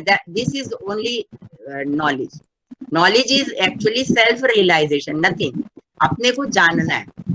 तो अपने को जानने के लिए प्रॉब्लम क्या होती है कि ये कवरिंग लगी हुई है सारी ऊपर, एक जैसे होते कि वो जान नहीं थी कहानियां, परी की कहानी पढ़ते थे कि एक डिब्बे के अंदर दूसरा, डिब्बे के अंदर उसके छोटा डिब्बा, उसके अंदर छोटा डिब्बा, 5 डिब्बों के जो सबसे छोटा डिब्बा होगा नीचे का, उसके अंदर उस तोते की जान है, ऐसी कहानी होती थी ना। तो ये मतलब एक डिब्बे के हमारी इंद्रियों को पहले हटाओ, फिर उसको मन को हटाओ।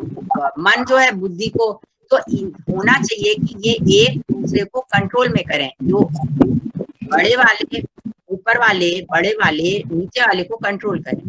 होता नहीं है, ये हो रहा है उल्टा। मन जो है वो इंद्रियों की बात मान रहा है, बुद्धि जो है वो मन की बात मान रही है। होना चाहिए बुद्धि मन को नियंत्रित करे, मन इंद्रियों को नियंत्रित करे, इंद्रियां शरीर को नियंत्रित करे।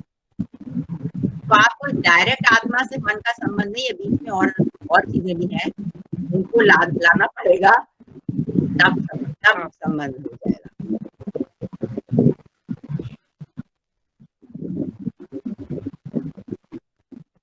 और कोई प्रश्न है किन्हीं का?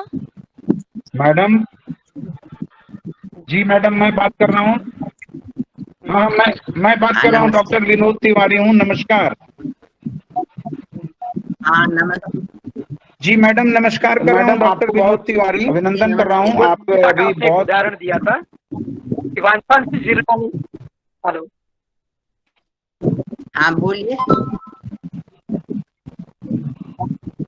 हमें हाँ मैं सुन रही हूँ, बोलिए कृष्ण। हाँ मैडम, मैं मैडम बहुत ही प्रेरणादायक वक्तव्य है। तो बोलने को देना है। देखो अभी कृष्णकांत जी भी पूछ रहे हैं क्या? विनोद जी को देना है अवसर। हाँ, विनोद जी बोल रहा हूँ, मुझे बोलने दिया जाए। हाँ बोलिए आप। विनोद सर बोल रहे हैं मैम, विनोद सर। हाँ जी जी जी मैडम नमस्कार है, सबको अभिनंदन कर रहा हूँ। जी जी नमस्कार। मैडम अभी बहुत ही ऐसी मौलिक जानकारी हुई जो पहले मैं नहीं जानता था, कि सारे जो सठ दर्शन है, न्याय, वैशेषिक और सांख्य, योग, ये सबकी उत्पत्ति उपनिषद से हुई, अभी मैं जाना मैडम। मैं पहले इनको अलग अलग इंडिपेंडेंट समझता था। बहुत अभिनंदन कर रहा हूँ मैडम। मैं ये भी पूछना चाह रहा हूँ कि जो वेदांत के जो 4 स्कूल्स हैं, तो सब लोग 4 ही जानते थे, आपने कहा कि 9 स्कूल हैं, तो थोड़ा सा एक एक वाक्य उसकी जो मौलिक चीजें कृपया बता दी जाए, वेदांत की जो वो बता दिया जाए। सभी आचार्यों का थोड़ा सा समय देकर के बताइए, वेदांत के अलग अलग जो संप्रदाय हैं मैडम, प्लीज। मुझे 3 तक पता है क्योंकि मैंने देखा है, सबके अपने अलग अलग सिद्धांत है ना। और मैं बिल्कुल, जैसे आप अगर मुझसे न्याय का भी पूछेंगे तब भी मैं यही उत्तर दूंगी। मैंने देखा है कि एक को समझने में इतनी कठिनाई होती है, फिर दूसरा समझो उसकी अलग कठिनाई है, तीसरा समझो उसकी कठिनाई। अच्छा 3 से आगे जैसे तुम चौथे में जाओगे ना, इतना गड्ढ बड्ढ होने लगेगा। तो इसलिए मैंने कभी ये चेष्टा नहीं की कि तीन से ज्यादा किसी 4 दर्शनों में को एक साथ समझने की कोशिश करूं। तो एक तो ये वजह है इसके अद्वैत, द्वैत, विशिष्टाद्वैत, इन तीनों का मैंने अच्छे से किया। द्वैताद्वैत जैसा कि नाम से पता लग रहा है, द्वैत भी है और अद्वैत भी है। फिर इनका भेद, भेद वो नाम से जो पता लग रहा है उतना ही पता है मुझे, और ज्यादा नहीं पता। बाकी इन तीनों के बारे में तो अच्छे से पता है, लेकिन 3 के आगे चौथे से लेके 9 तक का मैं ज्यादा नाम ही बता सकती, उसके ज्यादा कुछ नहीं पता, क्योंकि आपको मैंने रीजन दिया, सबके सिद्धांत आपस में इतने विपरीत हैं, फिर वो समझ की मेरी सीमा है अपनी बुद्धि की, मैं और क्या कह सकती हूँ। जी जी जी, धन्यवाद जी। जी मैडम, धन्यवाद है। अच्छा, विनोद जी, आपका विषय बहुत महत्वपूर्ण है। एक व्याख्यान हम इस पर रखेंगे जिसमें वेदांत के सभी संप्रदायों पर प्रकाश डाला जाए। जी जी मैडम जी, रखा जाए, और मैं भी उसमें प्रतिभागी रहना चाहता हूँ मैडम जी। बिल्कुल बिल्कुल बिल्कुल बिल्कुल। हाँ बिल्कुल जी जी। मैं राजेंद्रनाथ पांडे हैदराबाद से बोलता हूँ। जी सर, नमस्ते सर। शशि तिवारी बहन जी को पहले प्रणाम करता हूँ मैं। प्राचार्य महोदय और संयोजिका महोदय सबको बहुत बहुत धन्यवाद। बहुत ही उत्तम विषय आपने दिया, और हमारी शशि बहन जी तो बिल्कुल साक्षात विदुषी हैं ज्ञान और वेद की। इन्होंने जिस तरह से कहा कि ज्ञान के बारे में, तो केवल प्रशंसा ही करूंगा, मेरा कोई प्रश्न नहीं है। ज्ञान और जिज्ञासु, इनके आगे कौन भी प्रश्न करेगा। और उपनिषद सही कहता है कि यस्य देवे पराभक्ति यथा देवे तथा गुरु तस्यैते कथा यथा प्रकाशन्ते महात्मनः। उपनिषद ये स्पष्ट कहता है कि जिस प्रकार आपकी भगवान में, देव में भक्ति हो, वैसे गुरु में भी होनी चाहिए, तो ये अर्थ तब प्रकाशित होते हैं।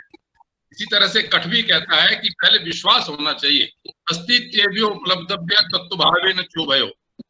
और प्रश्न में तो खास कहा कि 5 ऋषि जब गए तो उनसे भी उद्दालक ने ये कहा कि तपसा श्रद्धया ब्रह्मचर्येण संवत्सरम संव्यत।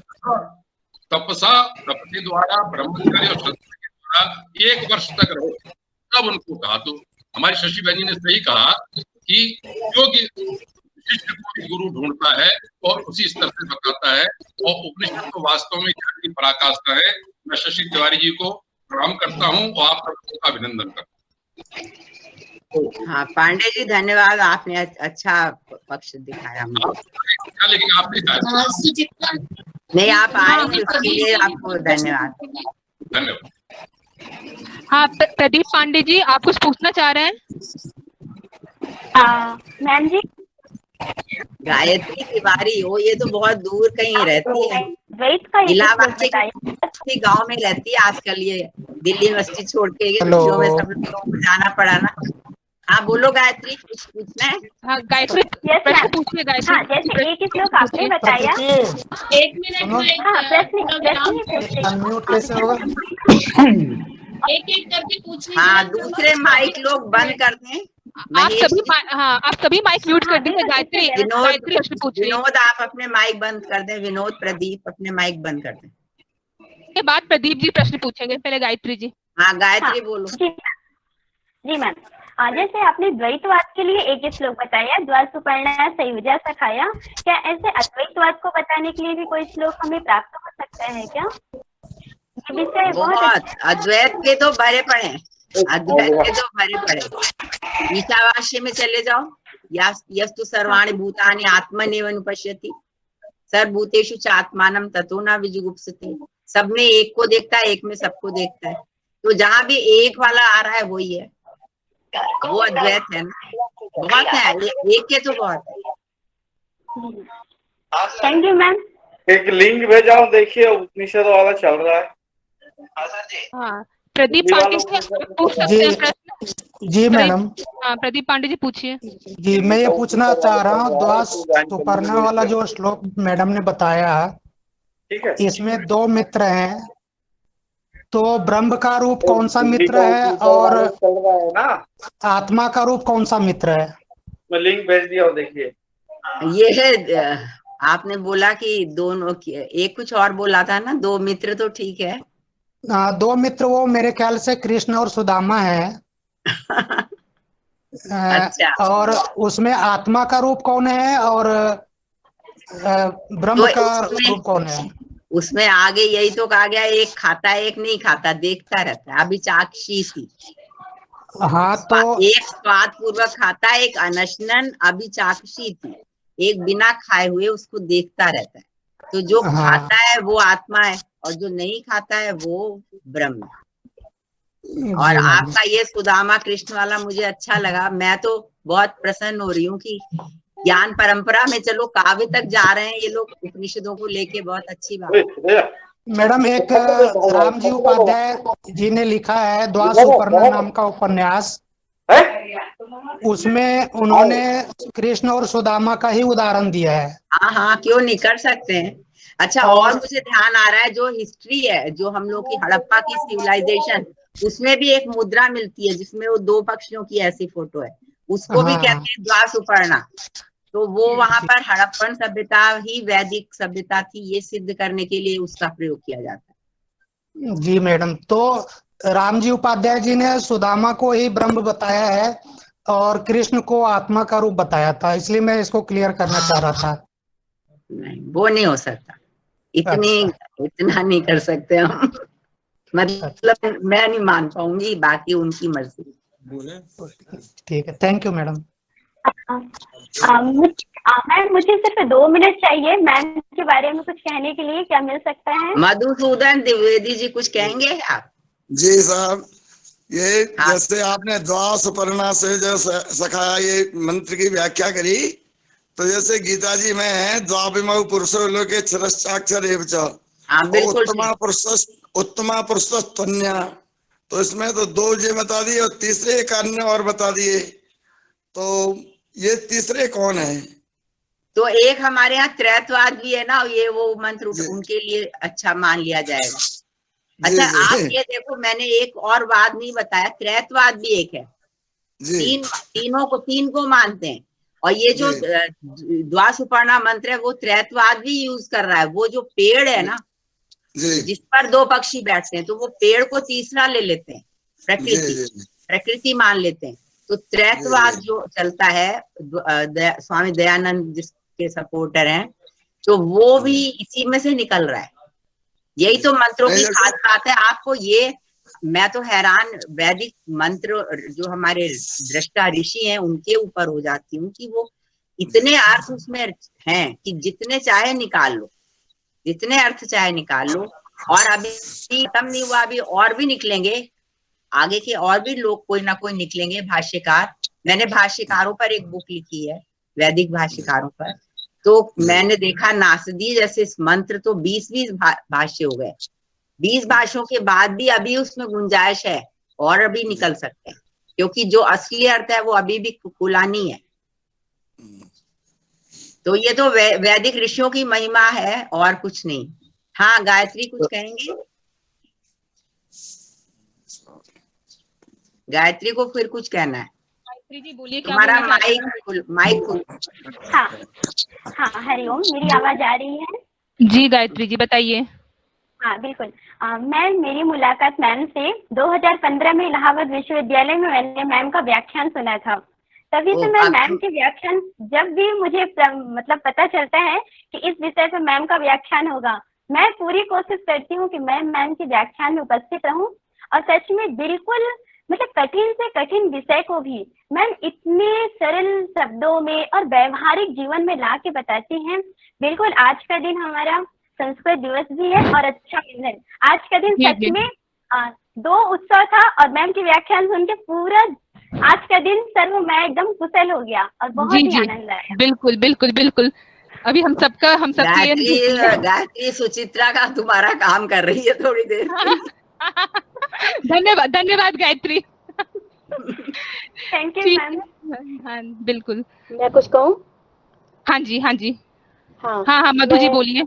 हाँ, मैं शशि मैम को नमस्कार है। मैं उनसे एक प्रश्न ये पूछना चाह रही हूँ शशि मैम जी आपसे कि जो गीता के 15वें अध्याय में जो एक अश्वत्थ की बात कही गई है, ऊर्ध्वमूलम अधः शाखम अश्वत्थम प्राहुरव्ययम छंदांसि यस्य पर्णानि यस्तम वेद स वेदवित्, तो इसके माध्यम से भी अद्वैत ब्रह्म की ओर ही इशारा किया जा रहा है, पर ये जो आख्यान के माध्यम से बताया गया है, कुछ इस पर प्रकाश डालेंगी मैम? इसके विषय में थोड़ा जानना चाहती हूँ मैं। ये सृष्टि की का वर्णन हो रहा है। ऊर्ध्वमूल अवाक शाख, ये जो अश्वत्थ पेड़ है, जो बरगद के पेड़ आजकल होते हैं ना, ऐसे आपने देखे होंगे, जड़ें ऊपर से नीचे फिर आने लगती है ना। हाँ जी। देखा है कोई पेड़? बरगद का पेड़ होता है ऐसा। और यहाँ पता नहीं आप कहाँ रहते हैं, जो पुराने शहर है उनमें जो खूब मिलते हैं, मैं गाजियाबाद में रहती हूँ। तो मिल गए होंगे आपको बरगद का पेड़। बरगद के पेड़ को अश्वत्थ कहते हैं, वो जो कि रहता ही रहता है। श्वत्थ मतलब रहता ही रहता है, कल भी रहेगा। श्वा माने कल होता है ना, तो शब्द इसीलिए। हाँ, तो ऊर्ध्वमूल अवाक शाख, इसकी शाखाएं नीचे होती हैं और जड़ ऊपर होती है। तो जड़ जो है वो ऊपर, वो तो ब्रह्म हो गई, कारण हो गया, परम कारण तत्व हो गया। और शाखाएं जो है वो नीचे, मतलब विस्तार जो है वो और हो रहा है, और हो रहा है, और हो रहा है, उसी से और, उसी से और। ये दुनिया का मतलब इस तरह से सृष्टि जो है वो कारण से कार्य की उत्पत्ति हुई है। एक ये सिद्धांत जो साइंस का है वही वेदों में और सारी फिलॉसफी में है। हमारे जो फिलॉसफी है ना, जहाँ इनकी विज्ञान का आधुनिक कोई वैज्ञानिक बैठा हो तो वो थोड़ा नाराज हो जाएगा। जहाँ विज्ञान खत्म होता है ना, वहां से हमारा दर्शन शुरू होता है। दर्शन शुरू, जी बिल्कुल। तो इसलिए दुनिया का जो फैलाव है उसकी चर्चा उपनिषद नहीं कर रहे, सिर्फ वो ये बता रहे हैं कि ये जो ना दुनिया का फैलाव है उसका परम कारण तत्व, मूल तत्व ब्रह्म है, वो एक है और वो ऊपर है। मतलब वो तो ऊपर वाला तो बहुत और भी मंत्रों में आपको मिल जाएगा ना, या परमेष्ठी, परमे व्योमन, नासदी सूत्र कहता है, जो परमेष्ठी है वो परम व्योम में बैठता है, परम व्योम में बैठता है। तो ये हमारे यहाँ बोल देते हैं भगवान ऊपर रहते हैं, आसमान ऊपर देख के क्या देते हैं ना, क्या कर रहे हैं आप, तो वो सांकेतिक रूप में। तो यहाँ भी वही बात है, लेकिन दुनिया के विस्तार की बात है, सृष्टि के विस्तार, सृष्टि के विस्तार। और एक तत्व एक से हो रही है, एक से अनेक की उत्पत्ति। तो वही एक और अगर सृष्टि को छोटे से एक सेंटेंस में समझना हो तो वो ये है कि जब एक से अनेक होता है, सृष्टि क्रिएशन, और जब अनेक वापस एक में जाता है, डाइल्यूट होता है, पूरा उसी में मर्ज हो जाता है, तो फिर प्रलय हो जाता है। एक ही रहने वाला है, बस एक ही, पूर्णमदा पूर्णमिदम, एक ही रहेगा। विस्तार करके फिर अंत में उसी में विलय हो जाता है। विलय हो जाता है। मैम आपसे हैदराबाद में मुलाकात हुई थी 2011 में, वहाँ जब एक सेमिनार हुआ था हैदराबाद विश्वविद्यालय में, आपसे मुलाकात हुई थी। कहाँ पर है अब आप आजकल? मैं गाजियाबाद में ही हूँ, MMH कॉलेज में हूँ। अच्छा जी जी। हाँ, तो गाजियाबाद तो हम आते जाते रहते हैं। पांडे जी वहीं से तो आए हुए हैं, गाजियाबाद से। अच्छा जी। राजेंद्र नाथ पांडे जी जो हैं, यह किताबें उपनिषदों पर लिखी हुई हैं जी। और वैसे तो एक उसके आप रहे ना, इनकम टैक्स के ऑफिसर रहे, मगर अब उपनिषदों में रुचि है। वही मैं कह रही हूँ ना, पराकाष्ठा तो यही ग्रंथ है हमारे, जो चरम है ज्ञान का चरम, वो इन्हीं ग्रंथों में है। बाकी और में तो उसके नीचे की चीज है, वो तो अवाक शाख है, वो तो शाखाएं फैली हुई है, चाहे मैनेजमेंट हो, चाहे इकोनॉमिक्स हो, चाहे साइंस हो, उसी के छोटे छोटे इधर उधर बिखरे हुए तंत्र में। इसी के लिए आगे कहा गया कि असंग शस्त्रेण दृढ़ेन छित्त्वा, इन्हीं के लिए कहा गया है। मैं डॉक्टर प्रताप 2 मिनट बोलना चाहूंगा। प्रबुद्ध लोग आए हुए हैं ममता, तुम्हारे वेबिनार में बहुत प्रबुद्ध लोग दूर दूर से शामिल हुए। जी मैम। और ये देखो, मुझे दिख रहा है प्रताप चंद्र राय, तुम जानते होगे इनको, प्रताप चंद्र। मैडम मैं 2 मिनट बोलना चाहता हूँ। दिल्ली यूनिवर्सिटी में पढ़ते थे और फिर 11 साल पहले से कलकत्ता में चला गया और अब वहाँ लेक्चरर है। तो कलकत्ता हो गया, हैदराबाद, दिल्ली, गाजियाबाद, वो बनारस, इलाहाबाद, कहाँ से लोग आए। हाँ बोलो प्रताप, क्या कह रहे हैं? मैं आज के दर्शकों को बताना चाहता हूँ कि जो भी मैम के व्याख्यान को पसंद करते हैं उनके लिए शुभ समाचार देना चाहता हूँ कि अगस्त महीने के 22 और 23 अगस्त को हमारे विश्वविद्यालय में मैम का पुनः एक बार व्याख्यान होने वाला है। आप लोग प्लीज उसमें रजिस्ट्रेशन कीजिए, फ्री रजिस्ट्रेशन है, तो आप लोग भी उसमें जुड़ सकते हैं। बस यही बताने के लिए मैंने फोन। धन्यवाद, धन्यवाद प्रताप जी। नमस्कार महोदया। जी प्रश्न काफी हो चुके हैं, मुझे लगता है समय की सीमा है अपनी। अभी किसने बोलना? हाँ जी सुचित्रा, हाँ पूछना चाहता है। हाँ जी, कौन पूछ रहा है? नाम बताइए अपना। नीतीश गौड़ जी। हाँ जी, नमस्कार महोदया। मेरा प्रश्न तो नहीं है, लेकिन बस मैं आभार व्यक्त करना चाहती हूँ मैम का। बहुत बहुत शुक्रिया। संस्कृत दिवस के शुभ पावन अवसर पर आज मैम को सुनने का अवसर प्राप्त हुआ। मैं दयालबाग यूनिवर्सिटी में हूँ, असिस्टेंट प्रोफेसर संस्कृत, और उपनिषद जैसे विषय पर आज हमने सुना, तो आयोजकों का और मैम का बहुत बहुत शुक्रिया। धन्यवाद मैम, धन्यवाद। चलो, संस्कृत दिवस में ये बहुत अच्छा वैसे आपने प्रोग्राम रखा, सुचित्रा और ममता।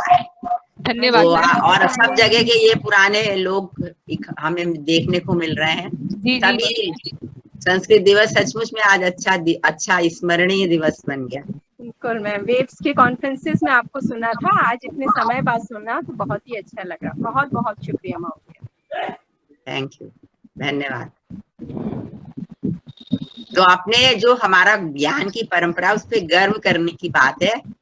और अगर कहीं समझ नहीं आता, लोग अक्सर कह देते हैं ऐसे ही कुछ लिखा हुआ है, पता नहीं क्या लिखा हुआ है, तो समझ नहीं आता तो वो हमारी समझ का दोष है, उनका नहीं है, उस मंत्र का नहीं है। उसको समझ, वो उसमें तो गहर बात होगी। क्योंकि एक दूसरी चीज मैंने पाई है अब तक इतने सालों से पढ़ाई करते करते, कि आजकल के आपके साइंटिस्ट हो, कोई भी हो, चिंतक हो, वो अपने जो भी उन्होंने निष्कर्ष निकाला होता है उस पर 100% श्योर नहीं होते हैं। कभी कभी वापस भी ले लेते हैं। जैसे कहेंगे इस चीज में विटामिन सी होती है, 10 साल बाद बोलेंगे इस चीज में, इसमें विटामिन सी नहीं होती, इसमें आयरन होता है। तो वो बदल सकते हैं। मगर हमारे जो वैदिक ऋषि हैं वो कभी भी कहीं भी उन्होंने ये नहीं कहा कि शायद ऐसा होता हो, ऐसा है, कहीं नहीं कहा। वो बोलेंगे है, बस है। सत्य में जयते नानृतम, सच जीतता है, झूठ नहीं। उनका स्टेटमेंट जो होता है कहीं भी संदिग्ध नहीं होता। शायद और मे बी और आई, कुड बी और शुड बी और कैन, ये वाले शब्दों को यूज नहीं करते। तो उन्होंने अच्छे से परख कर सत्य को तभी उसमें मंत्र रूप दिया है। इसलिए अगर वो समझ में नहीं आ रहा तो वो हमारा दोष होगा, ना कि शास्त्र का दोष होगा। इसलिए शास्त्र सुचिंतित पुनि पुनि देखिए, बार बार शास्त्र को पढ़ना चाहिए। और हमारे आपको ये भी ज्ञात ही है कि स्वाध्याय जो है उसको हमेशा बहुत महत्व दिया गया है। सब कुछ करना है, स्वाध्याय को नहीं छोड़ना है, सब कुछ करना है। दमश्च स्वाध्याय प्रवचनेच, श्रमश्च स्वाध्याय प्रवचनेच। जब वो वाइवा होता है ना, ये कन्वोकेशन होता है, तो इसको पढ़ा जाता है, अनुशासन है ये। और सब कुछ करना है लेकिन स्वाध्याय को नहीं छोड़ना है। तो आपको एक और भी बात मैं बताऊं, मैंने कहीं पढ़ा, ये जो संस्कृत दिवस है इसको हम रक्षाबंधन, राखी वाला दिन तो कह ही रहे हैं, लेकिन इसका एक दूसरा नाम जो वेद से आपके प्रिंसिपल महोदया ने जोड़ा था कि उपाकर्म इसमें होता है, वो भी सत्य बताया। लेकिन एक इसका नाम और भी है, स्वाध्याय दिवस। आज के मैंने कहीं पढ़ा कि इसको स्वाध्याय दिवस नहीं कहते। तो ये हमारा जो वेद है उसका नाम भी तो स्वाध्याय है। वेद को भी तो स्वाध्याय कहते हैं। बहुत सारे वेद के नाम है ना, श्रुति, आगम इत्यादि, तो उसमें स्वाध्याय भी। और स्वाध्याय मैंने स्वयं पढ़ना भी। और वो अनुशासन पर मैंने आपको बताया, तैत्तिरीय उपनिषद का जो ऋषि कहते हैं कुछ करना, स्वाध्याय मत छोड़ना, स्वाध्याय मरते दम तक स्वाध्याय मत छोड़ना, नमश्च स्वाध्याय प्रजननश्च, यहाँ तक कहते हैं बच्चे होंगे तब भी स्वाध्याय मत छोड़ना। जी। तो हमने वो स्वाध्याय का ही आज करा काम। और जी मैम, पढ़ाई लिखाई थोड़ी बहुत, और संस्कृत दिवस भी मना लिया और रक्षाबंधन जी जी जी और मैं बहुत प्रसन्न हूँ, आप सब लोगों को देखकर बहुत पहचाने हुए लोग दिखाई दे रहे हैं और अच्छे लग रहा है सब लोग। सुबह का समय, सुबह वाला वैसे वेबिनार में ये अच्छा होता है कि सब फ्रेश। जी जी मैम, ये है ना, और शाम को लोग रखते हैं उसमें थके दिखते हैं। हाँ जी। मेरे हिसाब से मैम के माध्यम से सभी जिज्ञासुओं की जिज्ञासा समाप्त हो चुकी है, तो हम आगे बढ़ते हैं। धन्यवाद मैम। उत्तिष्ठत जागृत प्राप्य वरान निबोधत, उठो जागो एवं श्रेष्ठ के सानिध्य में ज्ञान प्राप्त करो। कठोपनिषद का यह वचन इस समय चरितार्थ हो रहा है। मैं माननीय अतिथि वक्ता डॉक्टर शशि तिवारी महोदया का हृदय से आभार व्यक्त करती हूँ कि उन्होंने अपने व्यस्त क्षणों में से हमारे लिए समय निकाला तथा उपनिषदों की ज्ञान परंपरा से हमें अवगत कराया। आपके प्रासंगिक व्याख्यान से सभी श्रोतागण अति लाभान्वित हुए हैं। भारत की समग्र दार्शनिक चिंतन धारा का मूल स्रोत उपनिषद साहित्य ही है, जिसे आपने सरल व सहज शब्दों में हृदयंगम बना दिया। आपका बहुत बहुत धन्यवाद मैम। मैं माननीय प्राचार्य महोदया की भी आभारी हूँ कि आप अति व्यस्त होते हुए भी कार्यक्रम में उपस्थित रही। आपकी उपस्थिति ही हमें ऊर्जा युक्त कर देती है। हमें यह पूर्ण विश्वास है कि आपकी सदाशयता हमारे लिए सदैव इसी प्रकार बनी रहेगी। धन्यवाद मैम। चित्रा जी। हाँ जी, हाँ ममता। एक विषय मैं भी इसमें बोलना चाहूंगी। अभी बिल्कुल प्रश्न है, बिल्कुल बोलो। ये जो अश्वत्थ का प्रश्न था, तो अश्वत्थ जो है निग्रोध जो वर्ग है उसका वृक्ष माना जाता है। अश्वत्थ को पीपल का भी पर्याय माना जाता है और अभी मैंने कहा बरगद का, परंतु जो लोक में प्रसिद्ध है वो अश्वत्थ पीपल के रूप में है। यद्यपि जो उपमा दी जाती है उसको देखते हुए लगता है कि बरगद है, परंतु वेदों में आदित्य को अश्व कहा गया है और अश्व जिसमें स्थित हो उसे अश्वत्थ कहा गया है। ये तैत्तिरीय ब्राह्मण में ऐसा उल्लेख आता है, मैं यहाँ पर कोट करूंगी। असौ वा आदित्यो अश्व, ये तैत्तिरीय ब्राह्मण का है। इसमें है कि जिस पर जो आदित्य है अर्थात जो सूर्य है वह स्थित है वही अश्वत्थ है, इस प्रकार का बताया गया है। और इसके अलावा इसके अतिरिक्त उपनिषदों में तो इसकी बार बार भारतीय ज्ञान परंपरा की जब हम दृष्टांत देते हैं, भारतीय ज्ञान परंपरा को समझाने का प्रयास करते हैं, उसके कूटस्थ और जो उसकी नित्य जो दोनों प्रकार की नित्यता है उसको बताने का प्रयास करते हैं, तो अश्वत्थ और गंगा प्रवाह दो ऐसे उदाहरण आते हैं जिसके द्वारा उसे बहुत अच्छे तरीके से समझा जा सकता है। अश्वत्थ जो है वह उसका जो एक छोटे से बीज से इतना बड़ा जो विस्तार है वह भी एक तरह से भारतीय ज्ञान परंपरा को प्रतिपादित करता है। और जब हम सनातन गंगा प्रवाह की बात करते हैं तो गंगा प्रवाह में जो प्रवाह है वो तो कूटस्थ है, वह तो ध्रुव है, वह नित्य है, परंतु उसमें जो बहने वाली प्रत्येक बिंदु की जो नवीनता होती है वह जो है वो नित्य नूतनता है। उसी प्रकार से भारतीय संस्कृति जो है वो कूटस्थ भी है और नवीन भी है। यही बात परिधि और उसके आधार केंद्र लेकर के होती है कि आधार जो है वह जितना सशक्त होता है केंद्र उतना ही विस्तृत होता है, उतना ही विकसित होता है, उसमें विकास की उतनी बड़ी संभावना होती है। तो आधार में धैर्य होता है और परिधि में गति होती है। यही धैर्य और गति, यही स्थिरता और गति एक परंपरा का निर्माण करते हैं और वह परंपरा जितनी स्थिरता होगी उतनी ही गति के साथ आगे बढ़ती है।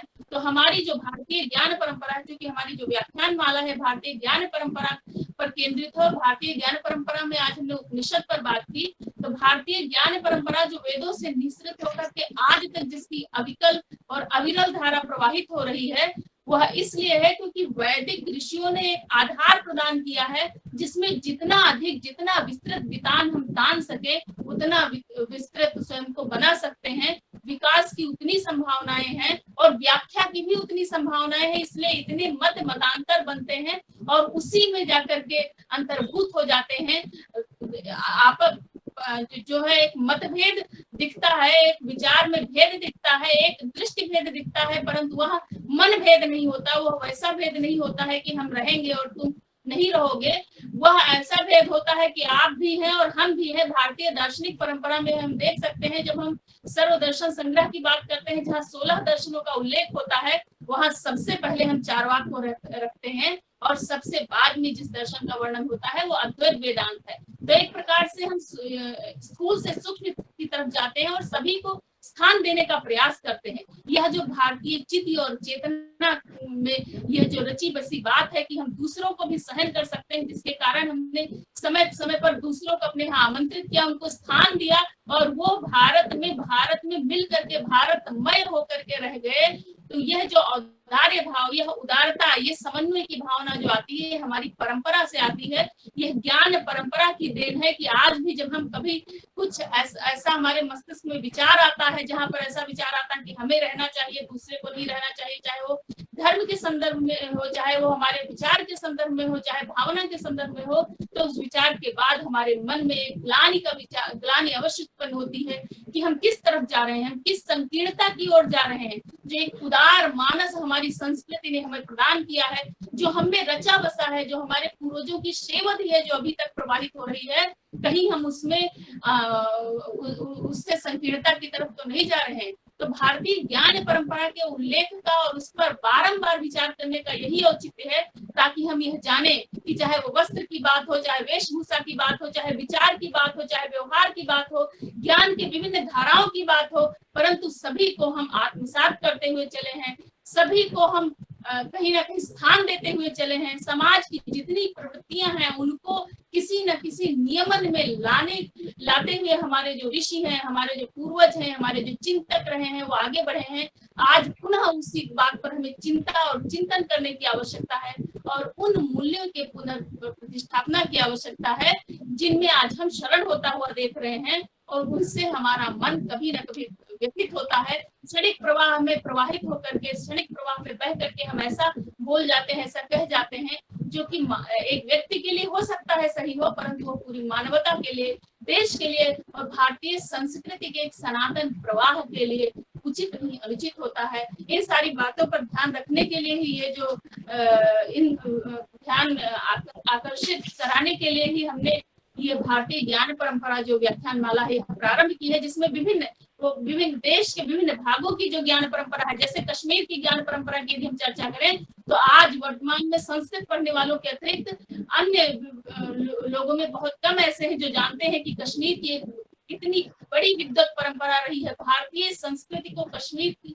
कितनी बड़ी देन है उसके संदर्भ में बहुत कम लोग जानते हैं। तो इन सारे विषयों पर हम चर्चा करेंगे। और अश्वत्थ पर प्रश्न पूछा गया, यह बहुत ही महत्वपूर्ण है क्योंकि तुलसीदास जी ने भी अश्वत्थ पर बात किया है। उन्होंने कहा है कि एक उत्तरकांड जो है रामचरितमानस का, उसमें उन्होंने कहा है अव्यक्त मूल मनादि तरु तो चार निगमागम धने षटकंध शाखा पंच 20 अनेक पर्ण सुमन घने खल जुगल विधि कटु मधुर बेली अकेली जेली आश्रित रहे पल्लवत फूलत नवल नित संसार विटप नमामहे। ऐसा तुलसीदास जी ने कहा। इसका अर्थ है कि सनातन संसार रूपी सनातन वृक्ष को प्रणाम है। इस अनादि वृक्ष की जड़ें अव्यक्त या निर्गुण ब्रह्म के साथ मिली हुई हैं। शास्त्रों में कही जाती हुई स्वप्न, जागृत, सुषुप्ति और तुरीय नामक जो 4 अवस्थाएं हैं वे ही इसके वलकल हैं। अव्यक्तात्मा, महानात्मा, विज्ञानात्मा, प्रज्ञानात्मा, प्राणात्मा, भूतात्मा, यह 6 इस वृक्ष के स्कंध हैं, जिनमें से शाखाएं फूटती हैं। 5 कर्मेंद्रियां, 5 ज्ञानेंद्रियां, 5 महाभूत और 5 विषय तथा मन, बुद्धि, चित्त, अहंकार और जीव, ये 25 शाखाएं हैं। अनेक मनोरथ इस वृक्ष के पत्ते और फूल हैं। मीठे और कड़वे फलदायी माया रूपी बेल इस पेड़ को चारों ओर से घेरे हुए है। इस प्रकार यह अनादि वृक्ष सदा हरा भरा बना रहता है। इस वृक्ष से एक एक पत्ते पर असंख्य युगों से और अनेक देशों के इतिहास अंकित हैं। भूत, भविष्य और वर्तमान इसको जीवन के रस से सींचते रहते हैं। ऐसा तुलसीदास जी ने रामचरितमानस में कहा है। तो यह जो अश्वत्थ के रूप में वर्णन की परंपरा है, ये प्राचीन होती हुई भी अर्वाचीन है और आज भी इस रूपक के द्वारा हम संस्कृति को सम्यक रूप से समझ सकते हैं, उसके प्रवाह को जान सकते हैं, उसके महानता का दर्शन कर सकते हैं। धन्यवाद। और शशि मैम का धन्यवाद, सभी श्रोताओं का भी धन्यवाद जो आए, क्योंकि सुधी जनों के बिना कोई मंच जो है, कोई कार्यक्रम जो है, कोई विद्वत चर्चा जो है वो पूर्ण नहीं होती। सुधी जनों का होना बहुत आवश्यक है। इसलिए आप सभी का बहुत बहुत धन्यवाद और पुनः हमारे इसके श्रृंखला की दूसरी कड़ी में आपका स्वागत रहेगा। एक बात कह सकती हूँ बस? जी मैम, जी मैम। वैसे तो इसने समापन जैसा ही कर दिया है, लेकिन मैं ममता की दो बातों को सबको ध्यान रखना बहुत जरूरी है। ये जो अश्वत्थ की बात की गई है, तुलसीदास तक आ रहा है, और हमने जैसा कि याद किया था हड़प्पा में भी मिल रहा है। तो ये एक बहुत कोई प्रतीक है जो बहुत महत्वपूर्ण प्रतीक है, भारतीय ज्ञान परंपरा में इस्तेमाल हुआ। और दूसरा जो इन्होंने कहा वो भी हमारे लिए सार के रूप में उसको एक ही सेंटेंस में कह सकते हैं कि हमारे यहाँ विविधता तो है, विभिन्नता तो है, मगर विरोध नहीं है। 15-16 दर्शन होने पर भी, इतना सब कुछ होने पर भी विरोध नहीं है। हम ये नहीं कहेंगे कि तुम नहीं रहोगे, तुम जाओगे।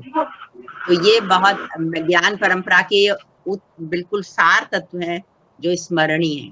ठीक है, सभी को बहुत बहुत धन्यवाद, बहुत बहुत धन्यवाद। इसी आशा के साथ मैं कार्यक्रम का समापन करती हूँ कि जल्द ही हम इस व्याख्यान मूली ज्ञान परंपरा के प्रवाह में पुनः सहभागी बनेंगे। धन्यवाद। धन्यवाद ममता मैम। धन्यवाद सबको नमस्ते। पुनः